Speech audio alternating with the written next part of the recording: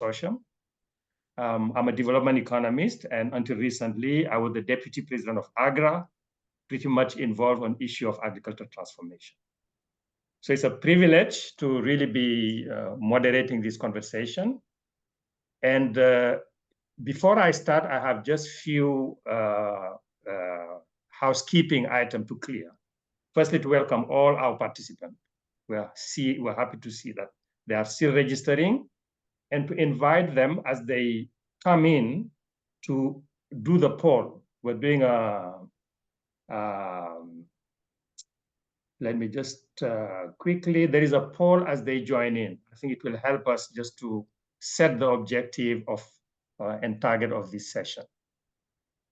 The second observation I would like to make is this webinar is recorded for the sake of making it public later, making it available later. And I hope it's okay with all of you. If you don't say anything, I take it it's okay.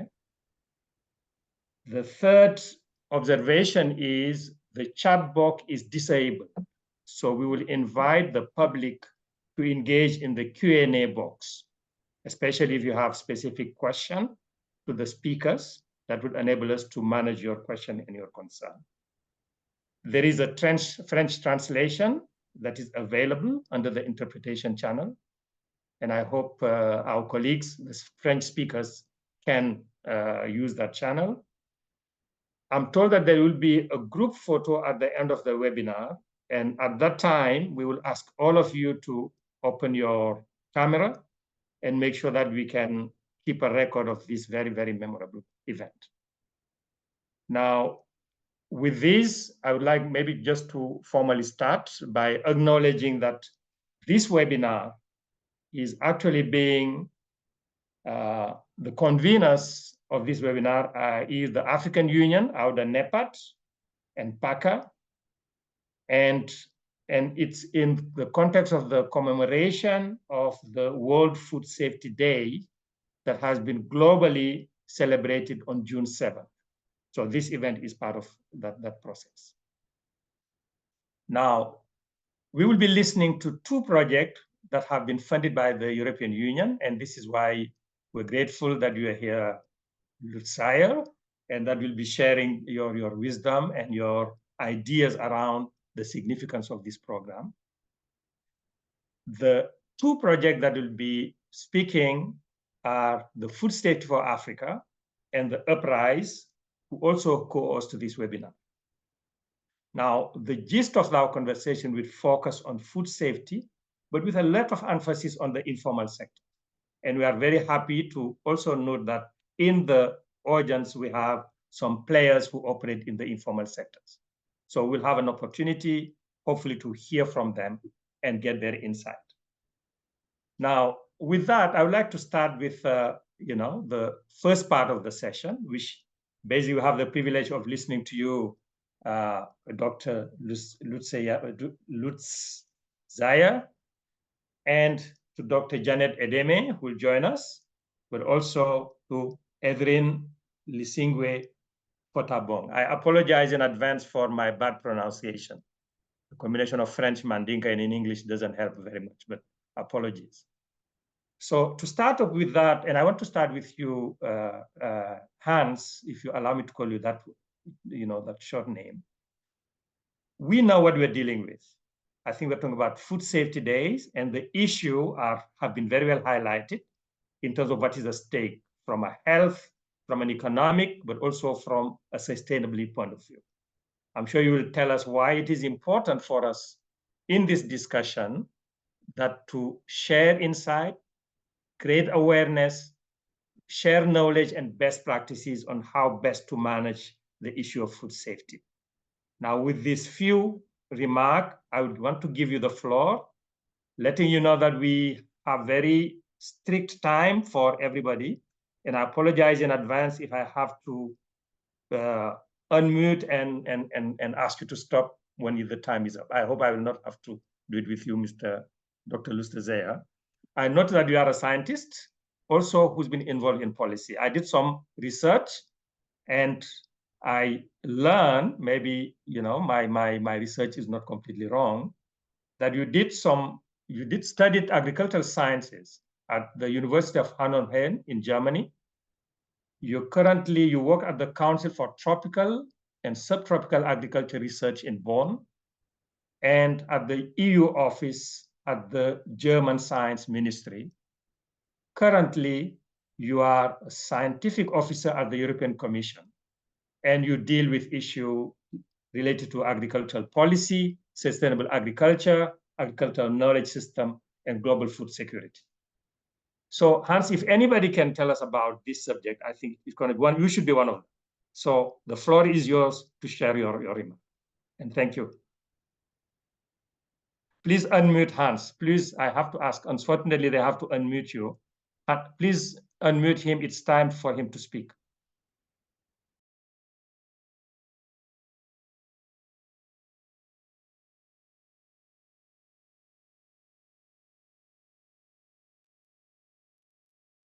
Okay, so now you can hear me.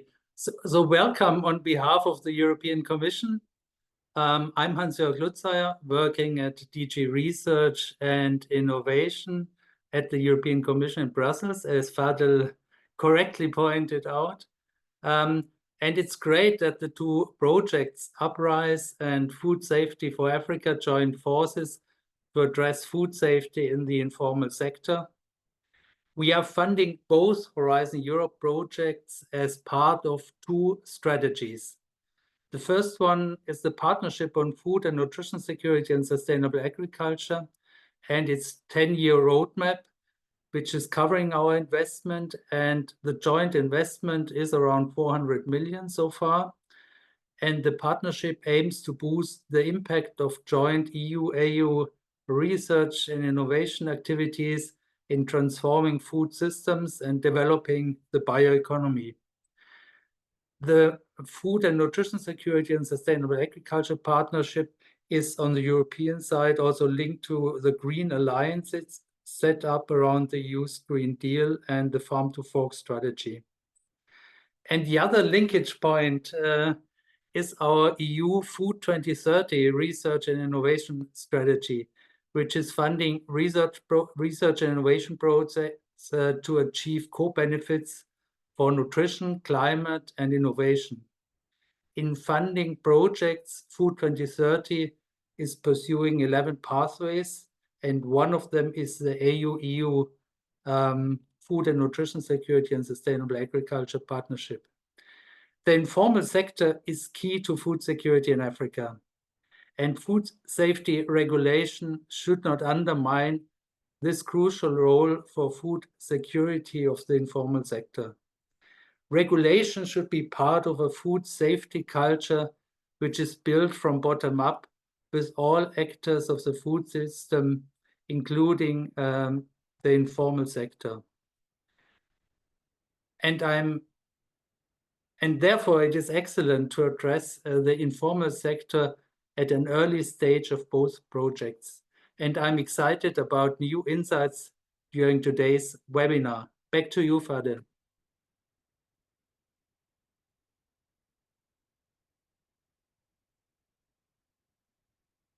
So now you are muted.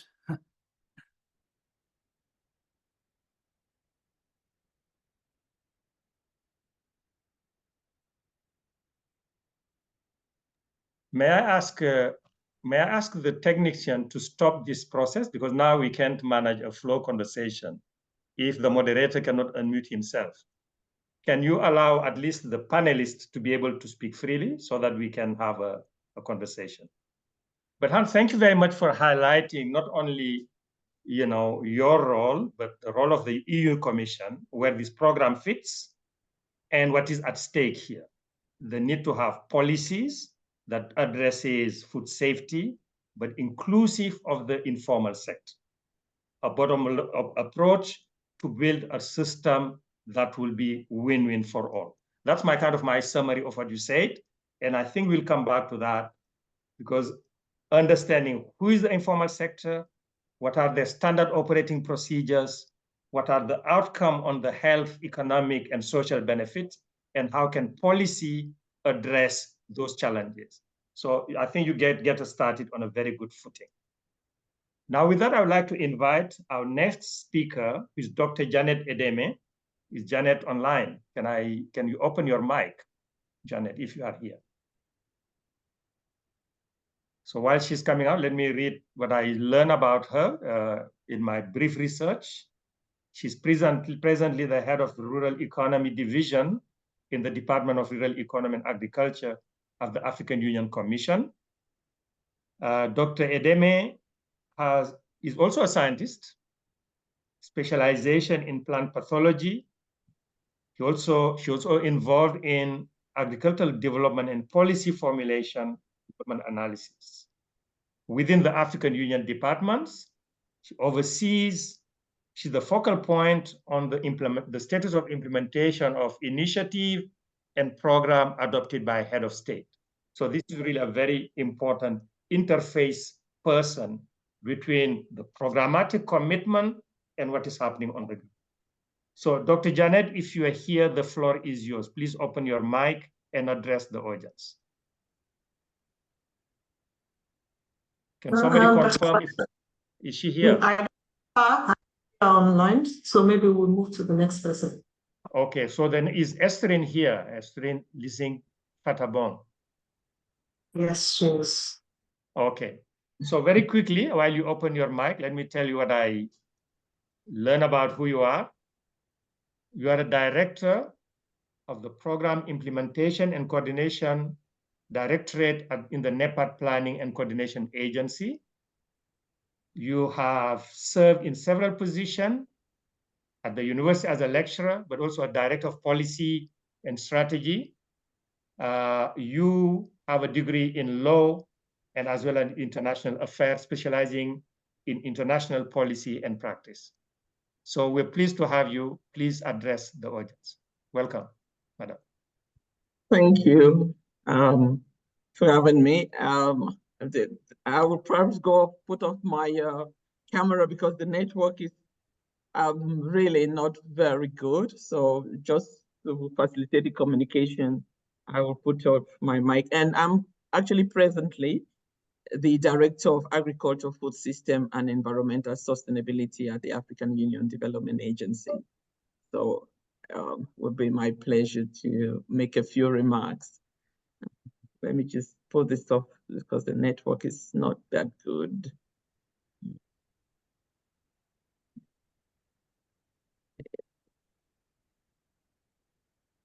So, colleagues, again, good afternoon, everyone.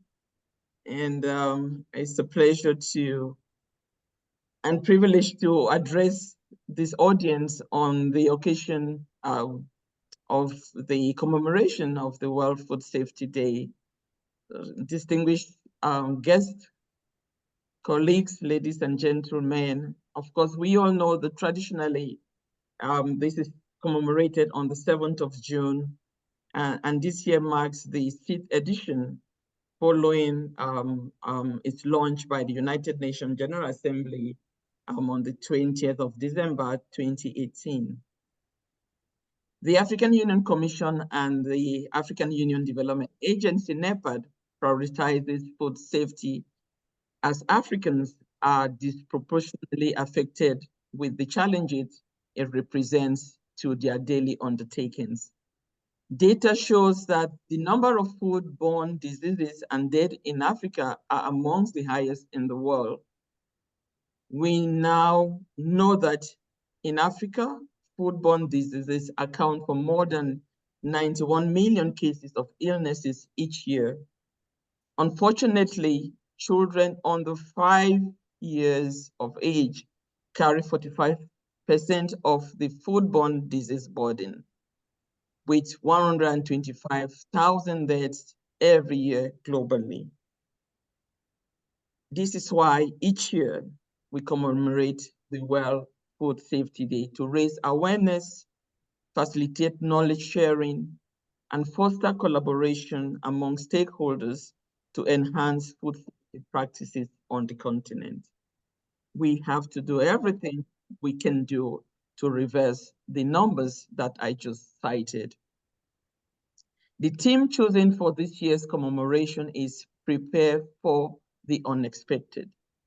This theme reflects the need to understand our food safety landscape, move us towards systemic planning in anticipation of crisis, and put measures in place that will help us to move away from ad hoc reaction to emerging issues. In Africa, the majority of the population, roughly 70%, source their food from the domestic informal food markets.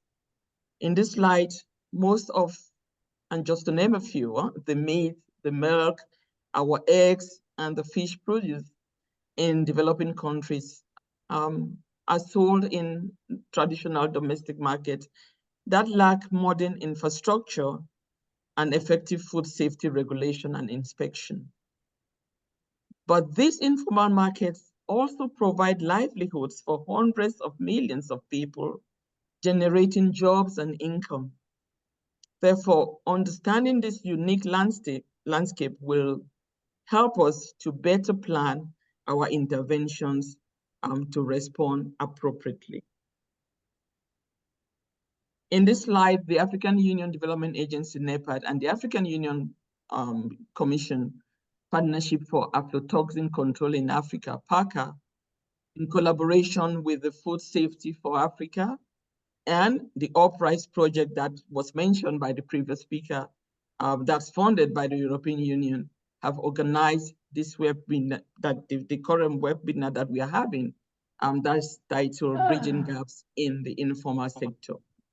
The UPRISE and the Food Safety for Africa project integrate food safety practices associated with mycotoxin contamination into all aspects of food production, distribution, marketing, and consumption. The projects provide tangible tools and strategies to enhance inclusive participation in the improved African food safety system at the local, national, and regional levels. The two projects' activities are aligned with the current AU food safety strategy for Africa, focusing on all 5 regions of the AU, with fieldwork in 8 target member countries, namely Benin, Cote d'Ivoire, Ghana, Kenya, Nigeria, South Africa, Cameroon, and Egypt.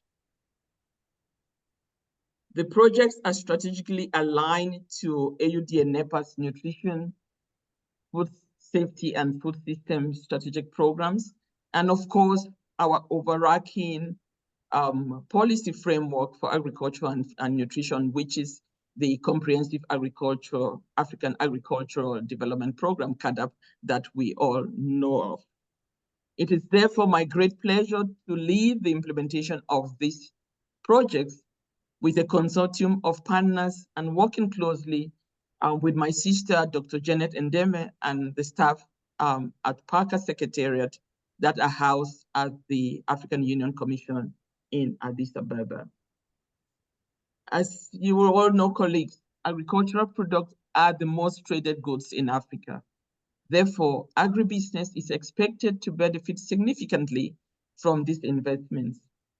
This will not only decrease our current expenditure of USD 43 billion on food imports, which are projected to actually rise to 90 billion annually by 2030, but will also open opportunities for the youth in this growing sector.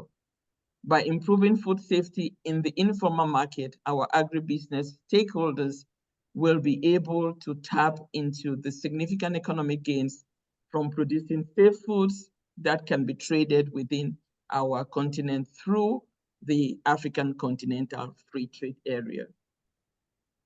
I am pleased to see that these projects will enhance the performance of the private sector, especially those in the informal agribusiness sector, through improved food safety and agricultural practices. Moreover, I am delighted to see the private sector well represented in this webinar. I am also equally encouraged to see the public sector represented by our government in this webinar. I encourage everyone to continue providing the necessary policy environment to enable our informal agribusiness players to thrive and reach their full potential. As I conclude, I wish to express our gratitude to the European Commission for the continued support in the area of food safety and food security in general. I urge the consortium members of the two projects to accelerate implementation.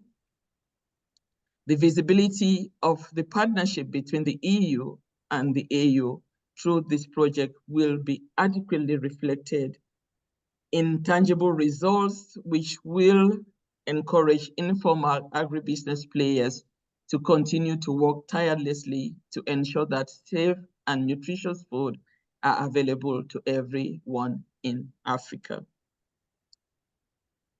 We look forward to fruitful discussion and collaboration that will emerge from this important webinar. Thank you so much. Thank you very much, Dr. Estherine Isenge Fotabong, and Director at the African Union Commission. I think you, in your presentation, really highlighted what is at stake with food safety, the economic and social cost in terms of foodborne disease, but also the ambition at the African Union Commission level to address an issue that conditions not only the economic growth, but also the health of our population and the employment opportunities. I think you highlighted the need to build policies, framework, an enabling environment that enable all actors to cooperate in making food safety a central pillar, which is aligned to the key priority of the Continental Organization, including CADEP. I think we take good note of your invitation to the project to start the implementation and make sure that we walk the talk. So we really would like to thank you very much for a very precise and very powerful message to all of us. And your sister Janet, unfortunately for technical reason, could not join, but our colleague Dr. Amare is going just to highlight some of the points she wanted to share with us. But again, thank you very much, Dr. Estherine, for a very, very powerful presentation. Now, may I ask my friends Salami and Razak to close your, if you are not speaking, please remove your camera so that we all save, and I will allow the space for the panelists, if you don't mind. Same thing with Razak. I want to keep Hans, Estherine, and those who are in the first panel in this conversation.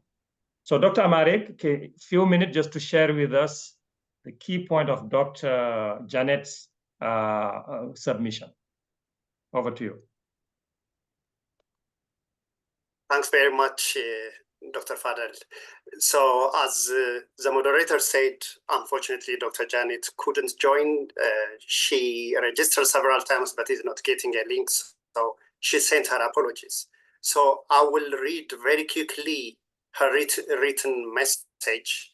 But I think in the interest of time, I may not be able to go through everything in the message.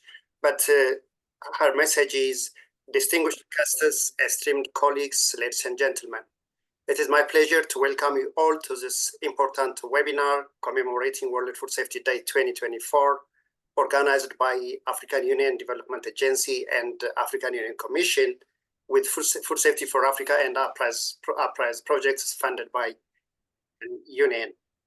This year's theme of the World Food Safety Day, Prepare for the Unexpected, is particularly relevant as we focus on bridging gaps in the informal sector. The informal food sector plays a critical role in feeding millions of people across our continent, yet it faces significant food safety challenges that must be understood better and addressed urgently and collaboratively. The importance of food safety cannot be overstated. I think there are data which you will hear repeatedly this afternoon, so I wouldn't go into that. In Africa, the informal food market is a vital source of sustenance and livelihood for countless individuals. However, it also presents unique food safety risks due to limited infrastructure, inadequate regulations, and sometimes unhygienic practices. A significant portion of our animal source food, for instance, are sold through informal channels, but potentially contributing to food contamination and public health hazards. As we commemorate World Food Safety Day this year, we must recognize that ensuring food safety in the informal sector is not just a health imperative, but also a critical step toward sustainable development and economic growth in Africa. The African Union, through its various organizations and initiatives, is committed to addressing these challenges. The Food Safety Strategy for Africa provides a comprehensive framework for improving food safety across the continent. We are also grateful for the support and contributions of the EU-funded projects, UPRISE and Food Safety for Africa, which are pivotal in driving innovative solutions and capacity building initiatives tailored to the informal sector. Today's webinar, bringing together experts, informal market players, policymakers, and other stakeholders from across the continent, is a testament to our collective commitment to this cause. We aim to raise awareness, share knowledge, learn from others, and foster collaborations that will lead to tangible improvements in food safety practices within informal markets.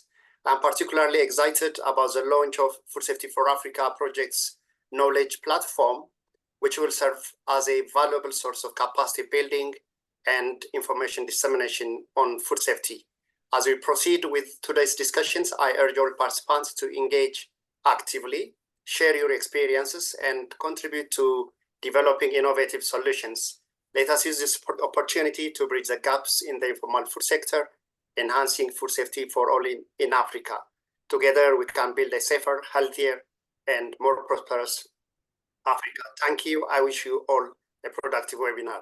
So this was a message from Dr. Edame. Over to you, Dr. Fadel. Thank you so much. Thank you, Dr. Maria. I did tell Dr. Janet that we received the message.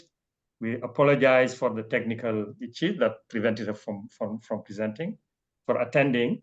But I think with your submission, we have a complete picture, from the leadership, the conveners of this event, starting out with Dr. Lutzaya, who situated the issue, positioned it within the broader policy framework of the European Union Commission and the framework of collaboration with the African Union. The fact that concrete projects are on the ground in order to address the different issue. Dr. Esterine echoed the same opportunities and insisted also on what is at stake, but also echoing your idea that we need to have policy and conducive environment that is co-created, a bottom-up approach inclusive of the informal sector. A strong emphasis on data-driven decision-making, evidence-based decision-making process. And we are all encouraged for the 2 projects that have been funded to really walk the talk and help us identify the technical, institutional, and policy innovation that will enable us to address the issue of food safety, and at the same time address the issue of employment, sustainability, and development on the continent. Now, this will end the first segment of our presentation. I'd like to give a chance to Dr. Lutzaya, if you have any additional comment before we move to the next session. But this was really, you set the stage for us to go into the meeting. Yeah, thank you very much, Fadel. It was a great opening with important speakers from both continents. So this is, I think, how we would like to see the partnership. And really curious also about the projects, which all have opportunities also for innovative approaches. So building a food safety culture in the informal sector should also provide innovative solutions. And there we have approaches like drying, fermenting, and others, which could reduce risks of food contamination. And certainly also a risk assessment of actually a clear understanding where the main risks are and where minor risks are, which maybe don't need to be addressed in the first place. Back to you. Thank you so much. And thank you for really highlighting the trade-off, the compromise, the interconnection between health issue, nutrition, employment.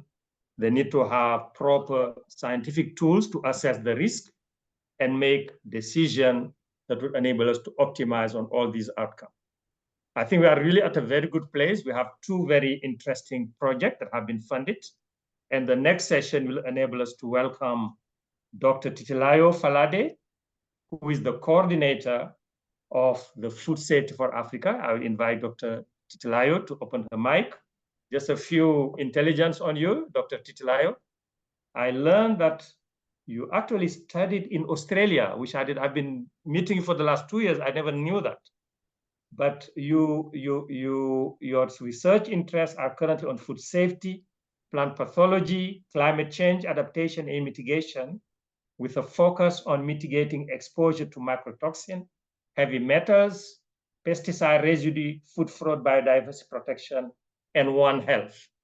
Now, as a coordinator of food safety for Africa, what can you share with this audience and tell us how your project and the consortium that you represent are going to take on the challenges highlighted by Dr. Lucia, but also by Estrin and Dr. Janet? You have 9.5 minutes, Titilayo. With you, I can be very comfortable. I prevent you. If you go beyond, I will stop you. But the floor is yours. Over to you, Dr. Titilayo. That's okay. Thank you very much for that kind introduction. I'm very grateful to our AU and EU partners, and I'd like to stand on existing protocols. And I'm also really grateful to the informal sector actors that have joined us today. So I really look forward to having the discussions and learning. So I'll just share my screen to let me know if you can see it. And if it's in slide. Yes, we can see it now. We can see it. Yep. Okay. Yes, so I'm really grateful for this opportunity to talk about this project that has been funded by the European Union, co-funded in our case, because we have received some support from the Canadian government as well. So I'll be really quick because of time, but I'd like to, of course, let us know that this consortium comprises very competent and very strong partners, and the logos are here for us to see. Partners from Europe, from Africa, and from North America. And this is where we're from. This is how we're scattered across the world, bringing solutions to addressing food hazards in the informal sector. This is what our informal sector sometimes looks like. This is probably an open market day, one of the market days, and people have come and put their food out for sale. And this is where people come to buy food to ensure that they get the nutrients that they should be receiving. Unfortunately, they will be going along with hazards. This photo alone, I can see quite a number of food safety risks associated with this kind of system. But going quickly to our approach and our vision in the Food Safety for Africa project, we intend to apply and develop newly developed innovative approaches, converge our strategies so that we're not working in silos, and ensure that there are meaningful and stable partnerships that will promote food safety. And our approach involves using innovative concepts, strategies, systems to stimulate improvement in our dominant informal food system that we have in Africa. We intend to use cases to trial and make iterative improvements to the strategies and concepts we develop, and also to incorporate digital tools. I'm really glad we have the opportunity to do the tour of the knowledge platform. Ubuntu will be leading that. And we are also keeping some funds aside to test the systems in place. So innovative hubs will be set up within this project to collect knowledge, to accelerate ideas, upscale solutions, so that there's sustainability after the project comes to an end. We can't do everything as regards food hazards in the informal sector. So we have chosen to focus on a few. So we'll be looking at the risks and the solutions to these ones highlighted here: toxins, pesticide residues, heavy metals, microbial contamination, and food adulteration. And this is the focus for our own particular project. This is the strategy and the technical practices that we intend to adopt. We look out, and I don't intend to read everything in detail, but you can see we're looking at policies, we're looking at frameworks, We'll be looking at target countries, piloting some practices that are fit for purpose, aligning our understanding of what the informal sector means, or developing that taxonomy, engaging with partners, whether it's technical working groups, bodies like we have with the FAO, WHO, the African Union Commission. We're really privileged to have PACA and AUDA-NEPAD as part of our partners. So these are some ways that we intend to engage with the different stakeholders in the informal sector so that we can bring solutions to this area. One way that you can learn more about our project is to scan the QR code that you see on your screen, or visit our website, which is written at the bottom of our QR code card. And the beautiful thing is that the website is translated into several languages. So the languages of the partners in Europe and in Africa in our consortium are included. So the very important languages of Africa: French, English, Kiswahili, and several other languages that are useful to reach the stakeholders in Europe and in Africa. I won't talk much about this, but this is the knowledge platform that we will be touring today. Another thing I would like to mention is our different use cases. In our case, we have 4 use cases where we'll be testing our ideas, improving the strategies, developing and going into iterative ways of addressing the problems of aflatoxins, of pesticide misuse, of ensuring that we have safe and healthy vegetable and fish production, working on traceability associated with microbial contamination in tomatoes and leafy greens. And we'll be doing this in different countries. The target countries are indicated at the bottom of each of those boxes. So I'd like to just round up by saying that this is what we want our future to look like. One where the suboptimal practices are fading. We have capacity to address food safety. We have sustainable systems that uplift projects. We're able to elevate the informal sector to a mezzanine level, as we call it, and create impactful change. The focus is that food is safe in the continent, and some of our food goes outside the continent. So to ensure that food is safe globally, as Mr. Sterling has said very well, and Dr. James. And together we can create this vision, create this future that we envision. And with that, I'd like to thank you very much for your attention and hand the floor back over to you. Together we can envision a common future. Beautiful, beautiful conclusion, Dr. Titilayo. Thank you for sharing with us not only your vision of success, but the concrete approaches that are being used as part of this coalition that recognize that the issues are interconnected.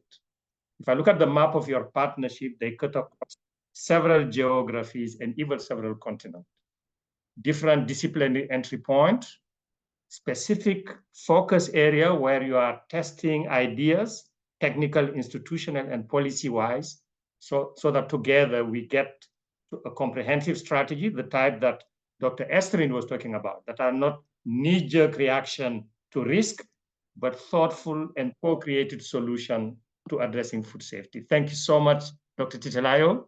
Exciting. I think we look forward to the knowledge platform and all the best practices that are being captured there. Now, we're lucky to have another one. I would actually encourage people to give a round of applause to Dr. Titilayo if I could, but at least you get mine. Now, it's my honor, my pleasure now to invite our good friend, Sarah. Sarah, it's good to meet again. And just to learn more about the, UPRISE call that you are leading. But just briefly, what I learned about you, as I prepare for this session, you are the director of the Center of Excellence in Mycotoxicology and Public Health.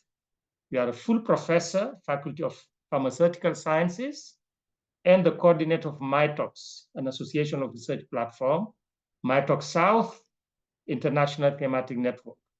So you are a member of Food to Now and COPFIT and member Ghent University Shanghai Jiangxi Tong University, Chinese Academy of Science. I told you before, I think science, you actually embody how science and innovation can be mobilized to address issues. Now, tell us a bit more about the coalition and the program that you're leading, and the extent to which you are taking on the challenges that were put to us by the important policymakers from Europe and Africa. So you have 10 minutes, Sarah, for your presentation. Thank you very much, Fadel, for this very nice introduction. Also, a warm welcome, of course, to all participants. It is really great indeed that we can share this webinar together with two just funded EU projects. So I hope that in the meantime, you also can see my screen. Yeah. So indeed, it will be my pleasure to give you a very brief overview of the UPRISE project. And just to give you some more information, UPRISE stands for the EU-AU Partnership for Resilient, Inclusive and Safe Food Systems for Everyone. So this indeed is an answer to the call of the European Commission on the EU-Africa Union collaboration on food safety. Indeed, when I was reading the call last year, the expected outcomes that were described were to have an improved African food safety system and also to provide different building blocks for an improved food safety in Africa. Also, in the meantime, taking care of improving climate, environment, and food systems, reducing losses by mycotoxins, enhancing local transformation, local markets, and regional trade, while at the same time reducing impacts on environment, biodiversity, health, and society. So the expectations are very big, and we do hope with the two projects, of course, that we will be able to raise these challenges. So just here for your information, the composition of the consortium. So it's coordinated from Ghent University. So I'm coordinating together with my colleague, Professor Siska Krubels, who is also present here at the webinar. We have different partners in the European Union from Italy, France, and the Netherlands. And in Africa, we have 5 major countries that are involved. We have Kenya with the University of Nairobi, Nigeria with the Federal University of Technology in Minna, Benin with the Université d'Abomey-Calavi, Côte d'Ivoire with Université Nangui Abrugwa, and South Africa University of Johannesburg. And of course, we are very happy with the involvement of the African Union Development Agency New Partnership for Africa Development, so AUDA-NEPAD, together with PACA, the partnership of Aflatoxin Control in Africa. We also have a communication partner, ADS Insight in Belgium, and a mentoring partner, Women in Africa in France. The project will last for 4 years, and we just started in January.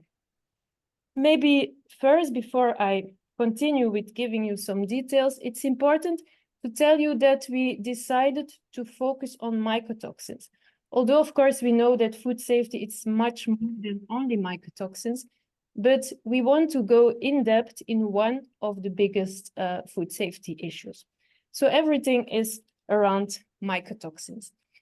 And in this slide, you can see the different work packages we are working on.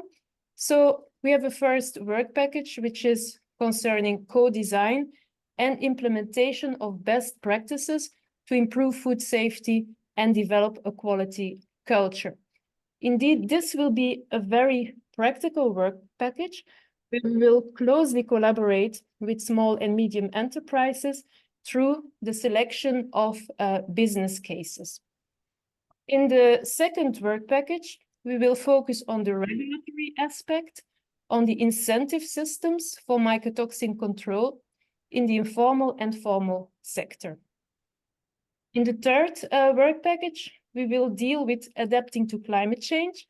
We will develop monitoring and early warning systems for mycotoxins, while in the fourth work package, we will develop innovative solutions which are based on use of microbiomes for mycotoxin reduction and safer food. So you can see we have a lot of technological work packages, and this together with a work package on dissemination and communication, also a coordination work package and a work package on ethics, we will bring all of this together in an accelerator platform, which I will discuss later on, an accelerator platform which will indeed ensure that at the end, we will have an improved food safety system for all end users in Africa. A little bit more into detail of the different building blocks that we will establish. So the first building block is a roadmap for a shared quality culture and integration of the informal sector in the African food safety system. So what we want to achieve is to increase the understanding of food safety in the informal sector, and also to assess and recommend ways to promote and maximize the informal sector participation and maybe even possible integration in the formal food system, but of course, with regards to food safety risks. In the second building block, which is devoted to the food safety regulatory framework, we will implement regulatory food safety frameworks and solutions in order to create a quality culture at the SME level. And last but not least, we will also work on improved tools for risk assessment, because we know that risk assessment and other evidence is very important to create good regulatory systems.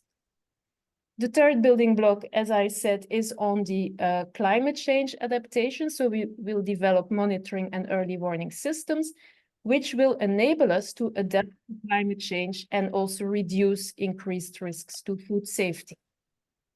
The fourth building block on the innovative solutions. Here we will mainly try to understand better how fermentation can affect mycotoxin levels in food products. And we will start from traditional fermentation processes, which will scale up and which we will, for which we will check if mycotoxin reduction can be achieved. And in this respect, we will also reduce food waste.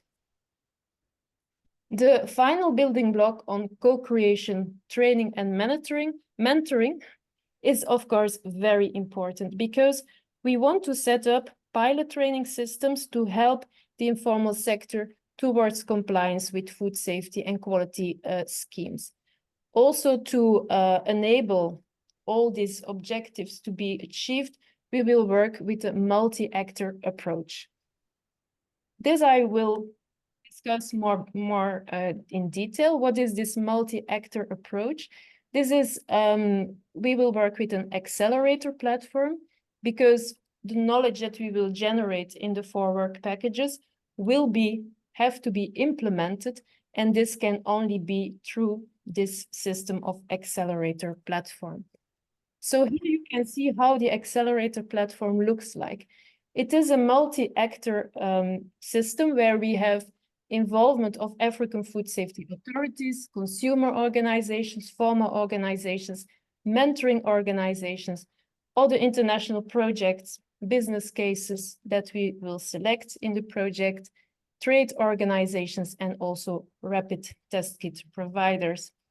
So I also would like to call upon the participants, if some of you are interested as an organization to become partner in the accelerator platform, please contact me or my colleague Siska.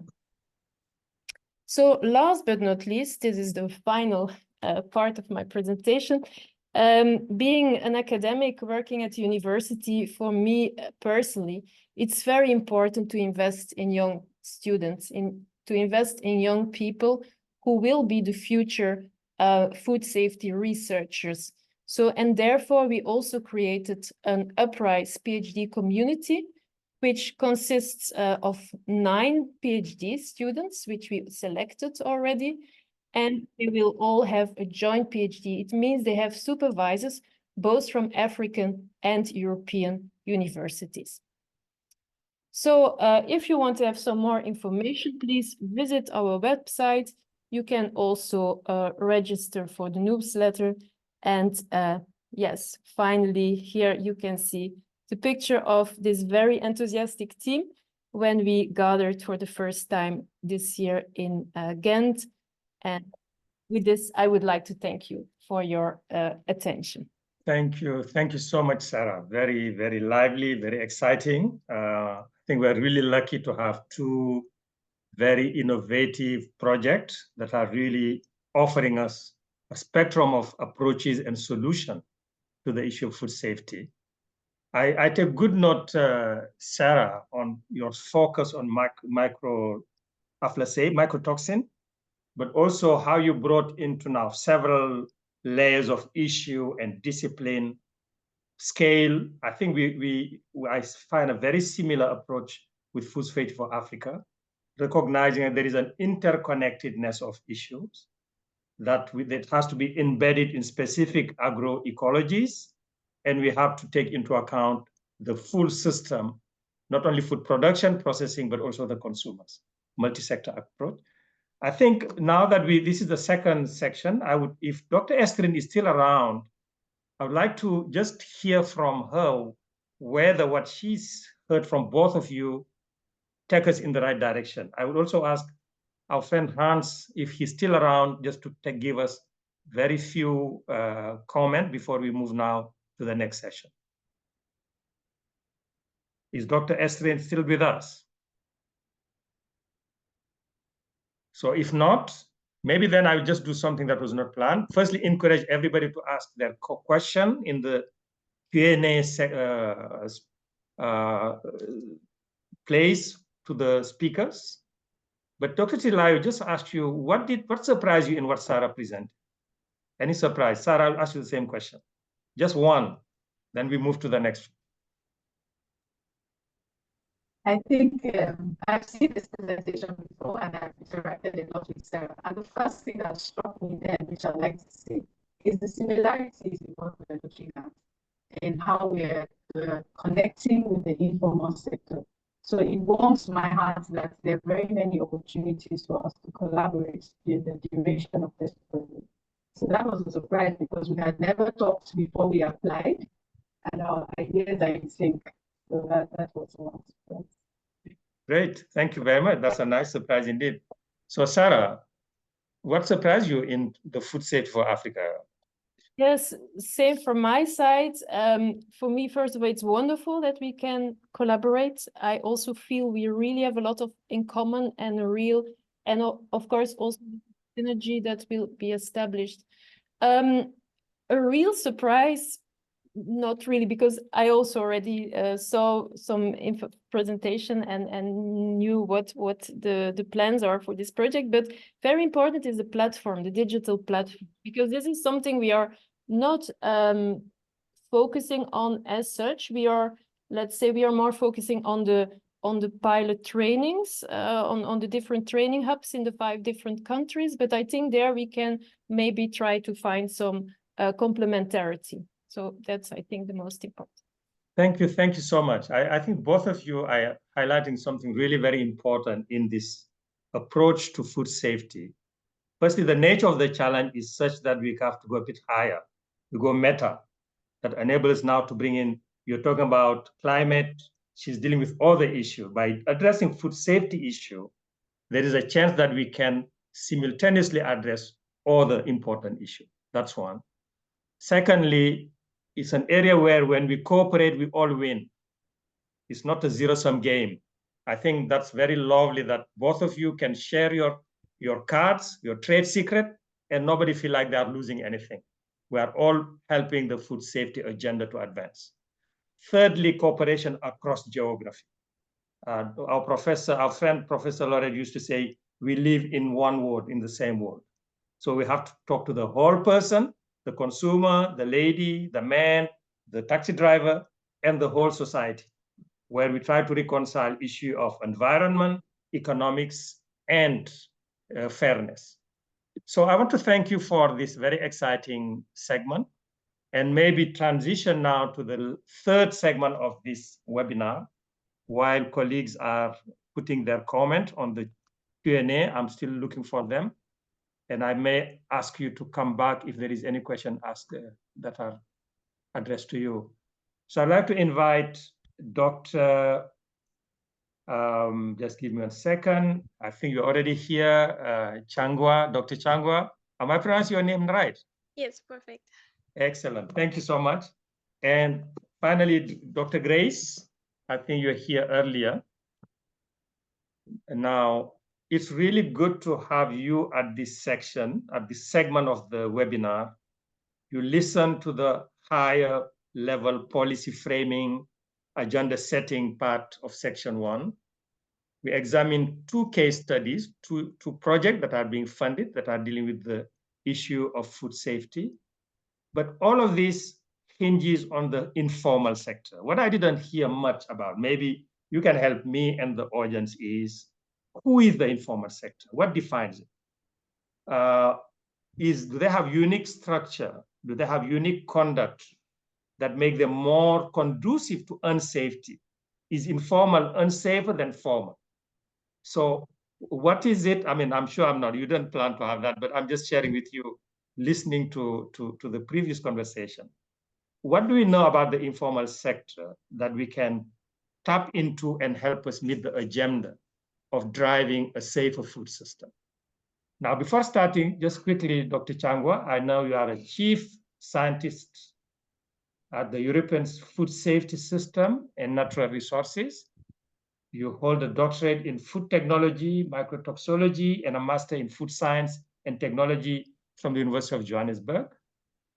And your work involves scientific research, policy development, and providing expert advice to EFSA mission of safeguarding public health and protecting consumer regarding food safety and environmental sustainability.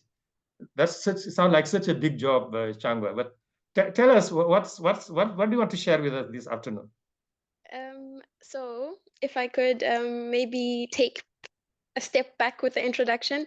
I'm actually a current trainee at the European Food Safety Authority. So I am also... You are not the boss yet, I understand. No. Sorry, I'm thinking too fast. Sorry.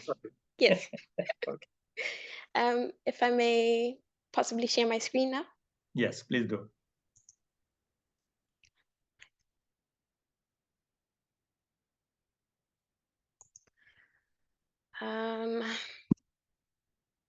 Oh my. The clock is ticking. Sorry, I'm having a bit of trouble with this. Yeah, maybe you can start talking while you are... What did you want to tell us about, even if you don't have a slide? Share. Okay, I do. It's coming. Okay. All right. Okay. I hope you have it. We can have, yeah, we have it.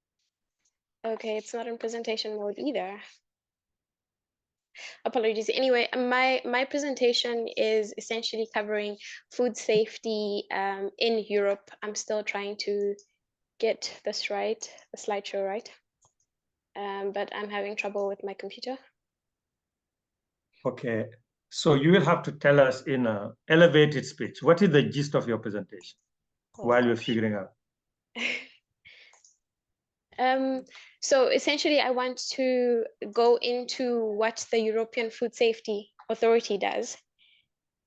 And could I please have help sharing my slides? I already maybe Yes, yeah, we'll maybe you that. can get out and get in again. If you want, I can also reverse the order. If Delia is ready, I can ask her to present now, and then you come back later. Okay, that's fine. Yes. That's perfect.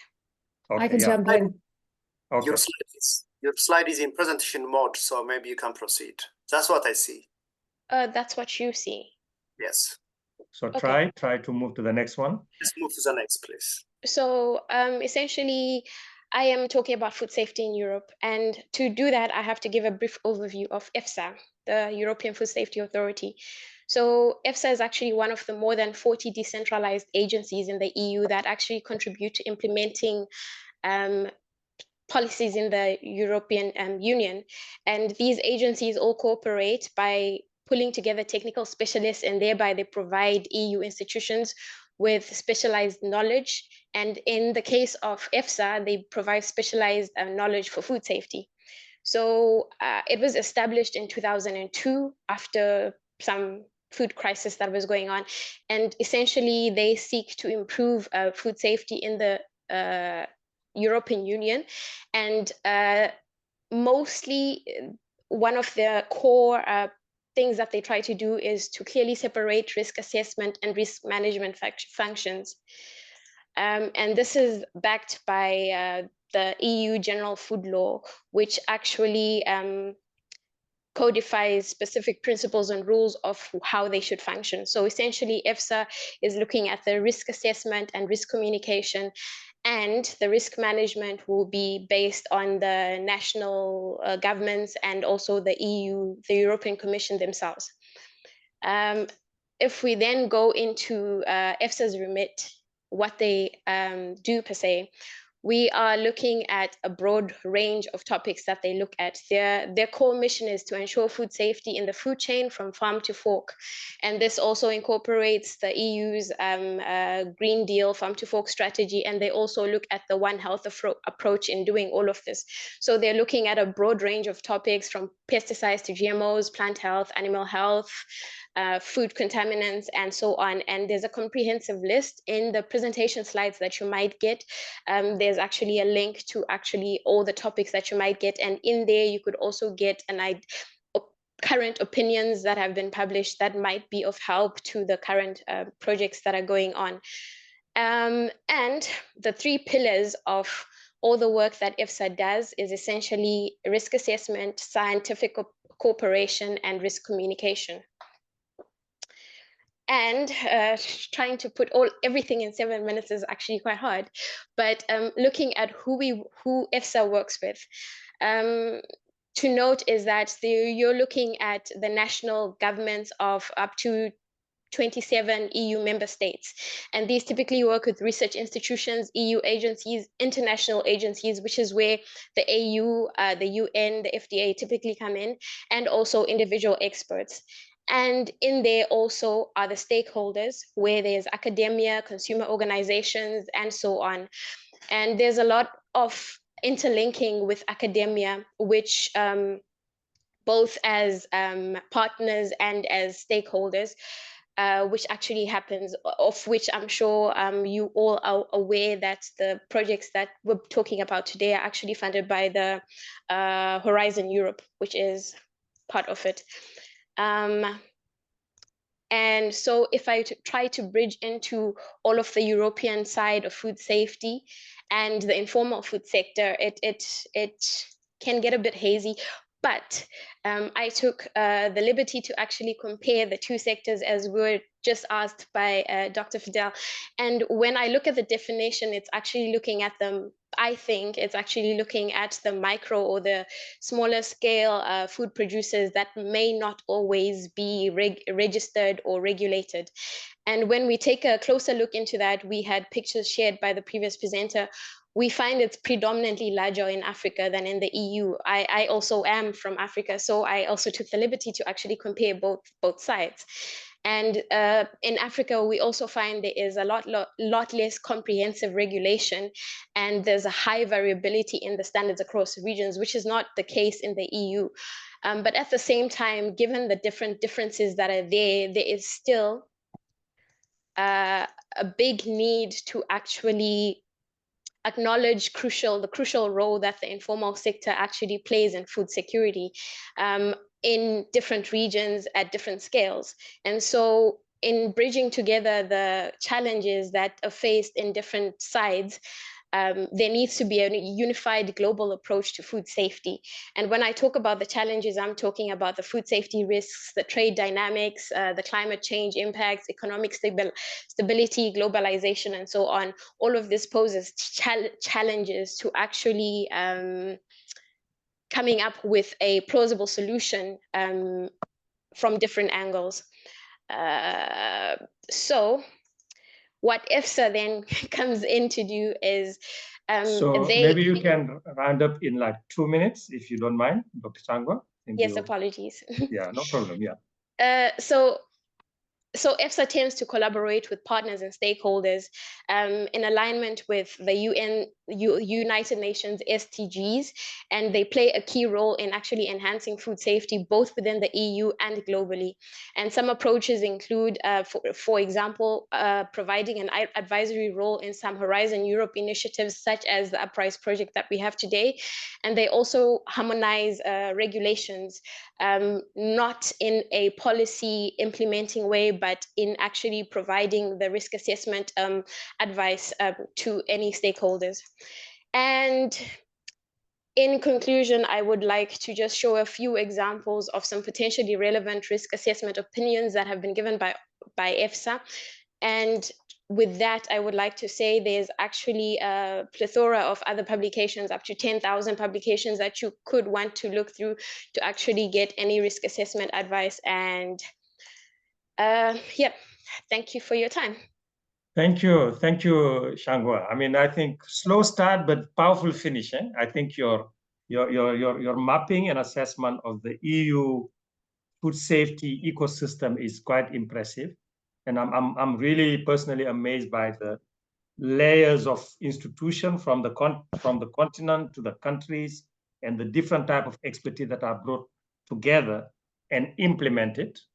I'm very intrigued and very interested in your initial attempt to map out and differentiate formal and informal and the implication from a regulatory point of view. I think that's, for me, that's probably where the issues lie. And I think we will now move to Delia Grace and ask her to share her perspective and wisdom on the issue. Quickly, Delia, what I learned from you from Google, maybe I may be wrong. I thought Changwa was the boss at there, but she's telling me she's a student. But I'm told you are an epidemiologist and veterinarian of more than 20 years of experience in developing countries. You are a graduate from several leading universities, including National University of Ireland, Edinburgh University, the Free University of Berlin, and Cornell University. And you are a scientist. Your research involved with ILCA in Kenya and the CGIAR research program on agriculture for human nutrition and health, among others. Delia, you spend a lot of time studying and working on the ground. What can you share with us on this issue of food safety and the informal sector and the whole legislative apparatus that we see and the extent to which there is a prospect of getting to a safer food for all? Thank you very much for that introduction. And yes, I'm delighted to be with you all to talk a little bit about one of my favorite subjects, food safety in the informal sector in Africa. I've been working in this area since 2006, so that's more than 2 decades in East, West, Southern Africa. And during that time, we've really seen some amazing changes from 2 decades ago when this area was completely ignored and everybody was thinking of supermarketization and trade, to now when people are really realizing that if we don't engage, if we don't tackle the informal food sector in Africa, we're not going to attain sustainable development goals. And I must say, African Union has really been leading the way here. WHO, the World Health Organization, and African Union both released their new global strategies on food safety in the last couple of years. I probably shouldn't say this, but if you Google WHO strategy, you'll find just one mention of the informal sector. If you look at the African Union Food Safety Strategy for Africa, you will find huge sections on the informal sector and how we need to make this work. So quickly to my 7 slides. Again, I won't go into details of the importance of foodborne disease. I think that is well known. The burden is comparable to that of HIV, AIDS, malaria, or TB. And you can see here that nearly all of this burden is due to microbes. It's due to germs. Toxins are important. People worry a lot about toxins, but what we often say in food safety is what you worry about and what makes you sick and kills you is not the same. So when it comes to the informal markets, when it comes to food safety, we really have to start tackling first the germs, second the heavy metals and the worms. And I would say that a lot of these pathogens are zoonotic. So there's a whole overlap here with One Health and a need to actively involve the farming sector, the agriculture sector, the vets and the agronomists. Informal markets, or we sometimes call traditional food markets. Sometimes informal is a definition by what it is not. It's as if formal is the real thing and informal is something else. So we sometimes prefer to call them traditional or local or territorial, because these are the markets that supply the fresh food, the fresh, nutritious food that is so essential to the nutrition of Africans and to the livelihoods of tens and hundreds of millions of farmers, transporters, people selling in the markets, and many of these, especially the vendors, are women. So these markets, I think, should not be the informal markets. These are the markets. Let's just call them the markets, because these are the biggest markets in Africa and some of the best when it comes to delicious, nutritious, local foods, which really celebrate the country and its diversity. So what have we been doing for the past 2 decades? Well, we've been quite busy. At the beginning, we were mainly working just on generating evidence. What are the hazards? What are the risks? What are the benefits? But in recent years, we've been more focusing on solutions. That is, what can we actually do in these markets? And they're difficult markets to intervene in, because although they are so active and so vibrant, they're also, as we've heard, they're also not very well organized. And to work with people, you can't just go and impose regulations. You can't just go top down and tell people what to do. You have to work from the bottom up. You have to convince people and motivate people, because this isn't a control and command economy. This is a bottom up grassroots run by the people on the ground. So we've been working in these markets, looking at food safety, but also the benefits to nutrition and livelihoods, and also thinking about other things people care about, the role of women and youth, nutrition, animal welfare, or climate change, big questions, big problems. One thing I think is encouraging, I've mentioned on the policy how African Union, I think, is leading the world in the way it has engaged and embraced food safety. And Amari, who is here and has helped organize this, has really much needs to be said to his praise for taking a lead in this. So policy definitely has to be done. It's essential, but it is not sufficient. So as well as policy, we need to actually engage in interventions. And here, this looks a bit complicated, but we can think of it as 3 key elements, which I will just summarize. We call it the 3-legged stool, because a stool with 3 legs, if it only has 1 or 2, it will fall over. You need all 3. And the 3 legs of our stool, first, an enabling environment. Get the policy and regulations right. We're getting there. Secondly, training and simple technologies for all the actors, from farmers to vendors to transporters. Training and technology is essential. Many of the actors in this sector have been neglected. This is low-hanging fruit. They are waiting and willing to receive information and simple technologies. But the third and the most neglected is what we call motivation or incentives. And that is the realization you will never get food safety by telling people to make their food safe or frightening them into food safety. You have to reward them into it. You have to use either material, moral, or social incentives, or some bundle of the 3 to make people, help people willingly change their behavior. And that's one of the most exciting areas which we're doing a lot of work in. The other thing we're working a lot in is South-South learning. So I'm going to finish up with some slides from our ILRI colleagues in Southeast Asia, where they use this approach, the 3-legged stool, get the policies right, get the simple technologies and the training right, get a motivation in place for behavior change. And sure enough, once we did this, you can see the before, you can see the after, you can see how simple the technology is. This isn't an electric system where animals or carcasses are being hung and moved around by motors.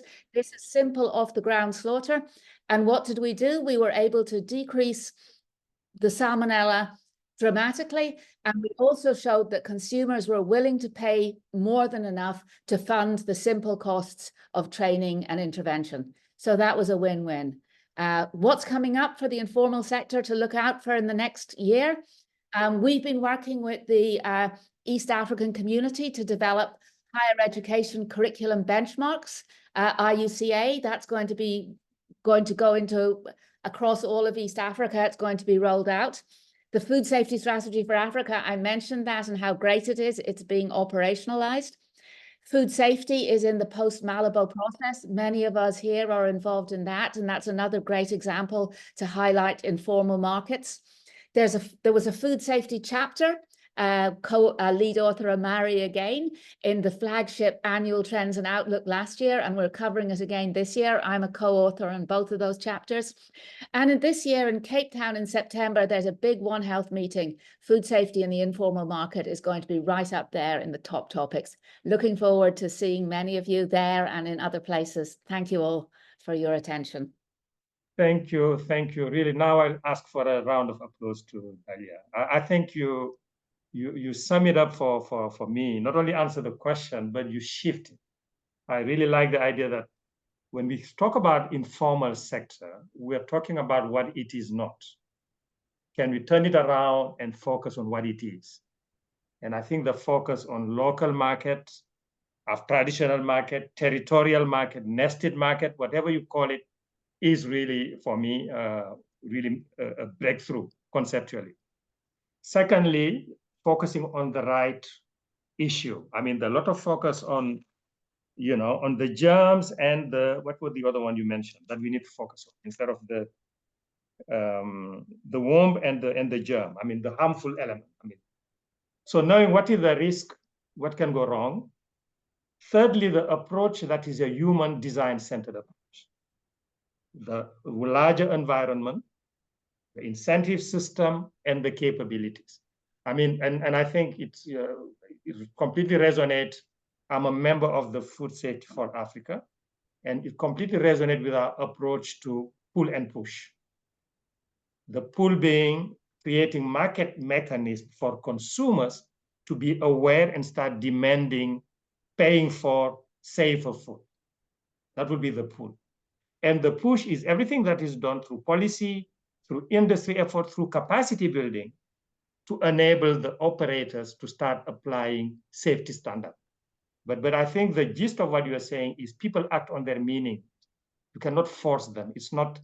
It has to make sense to them. And I saw some of the example and the approach that you presented exemplify that. It's really, really exciting.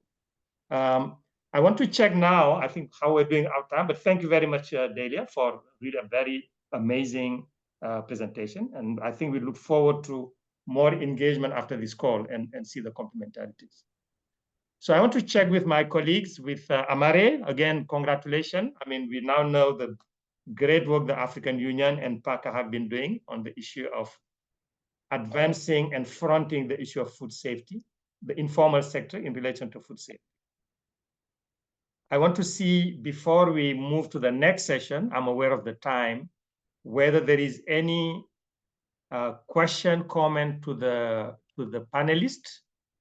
The only one I can find is from Sahid Abdusalam. Maybe Dr. Titilayo and Professor Sarah can speak to that.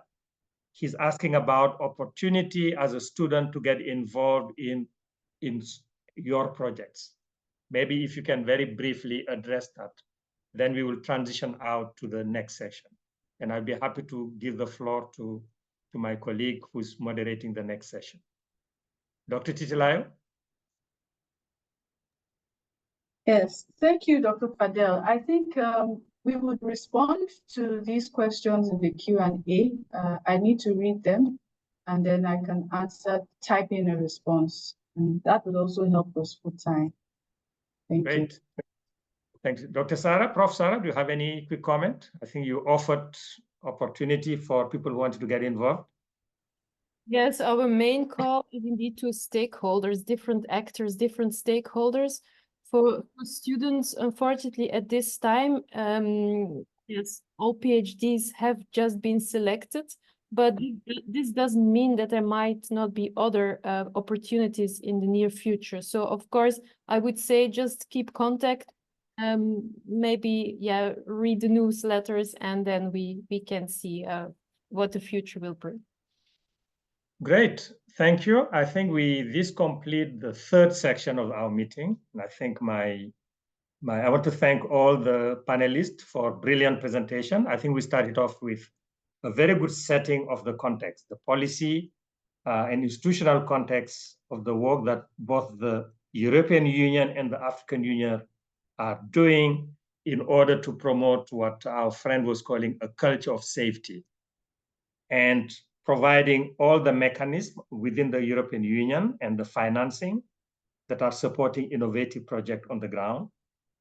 In the second section, we have the opportunity to listen to Dr. Titilayo and our friend Prof. Sarah to tell us about the two funded projects, which really illustrated the kind of thinking and approaches being taken in order to come up with technical, institutional, and policy responses to the challenges of promoting food safety in the informal sector.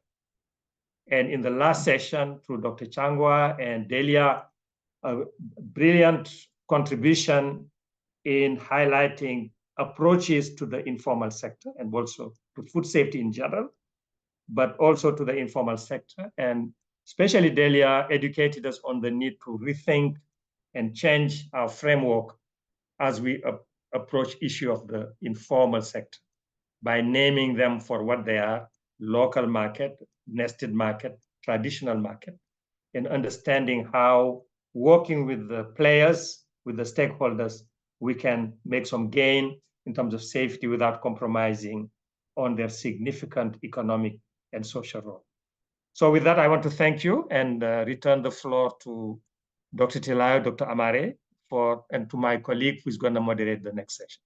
It was a pleasure working with all of you. Thank you.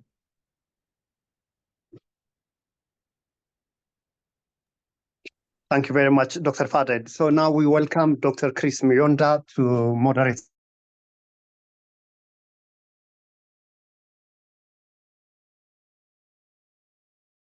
this next session. Dr. Mionda, you have the floor, please.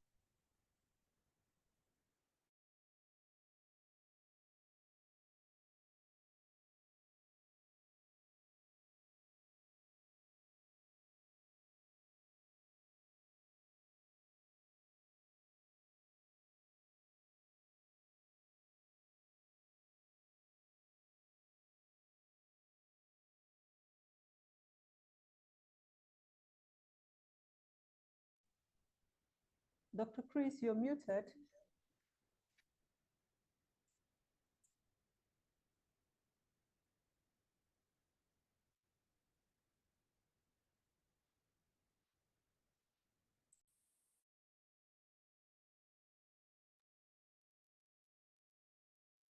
Chris, we can't hear you.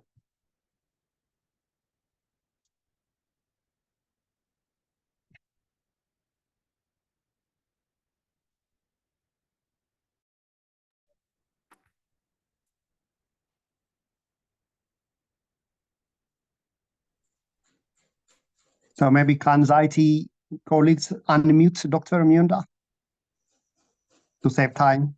I think he's trying to unmute himself.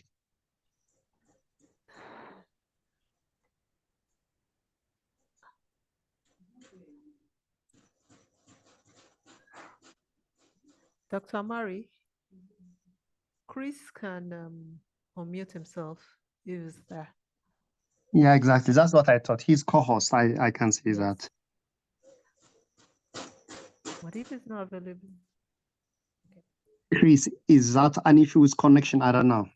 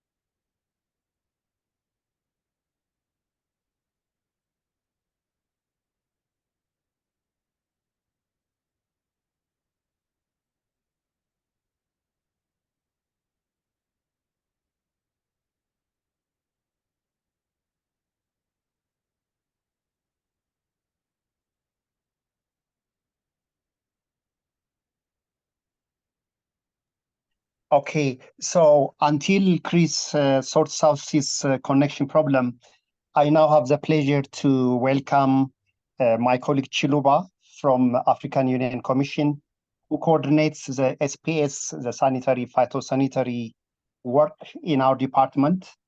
He is an advisor on SPS issues in the African Union Commission. So Mr. Chiluba Mwape has been with COMESA for a long time, also coordinating SPS issues. So it's a pleasure now to welcome him. So Mr. Chiluba, you have the floor. Over to you. And I am told you have 5 minutes, so please try to observe the time. Over to you, Chiluba. Thank you. Thank you, Mari. I'm trying to get the slideshow. It's not in, yes, it is now. Can you hear Perfect. me? Yeah, you are a bit far, but try to speak closer to your mic. Yes, can you hear me? Yes. Okay, thank you so much. I'm going to talk about strengthening food safety standards in Africa, focusing on the role of the private sector and other stakeholders. This is the outline of my presentation. I have the introduction, then I'll look at the continental landscape for policy framework, then look at the roles of private sector and other stakeholders, then also talk about the regional food safety initiatives that are currently going on, and do the conclusion. Moderator, access to safe food and nutritious food is a basic human right. However, every year, about 420,000 people die and some 600 million people fall ill after eating contaminated food. Out of these, 137,000 die annually in Africa. This prevalence of foodborne-related illnesses give rise to the high cost of medical treatment and the loss of productivity. This has been estimated to be around 16.7 billion for Africa, according to the report by Academia 2063.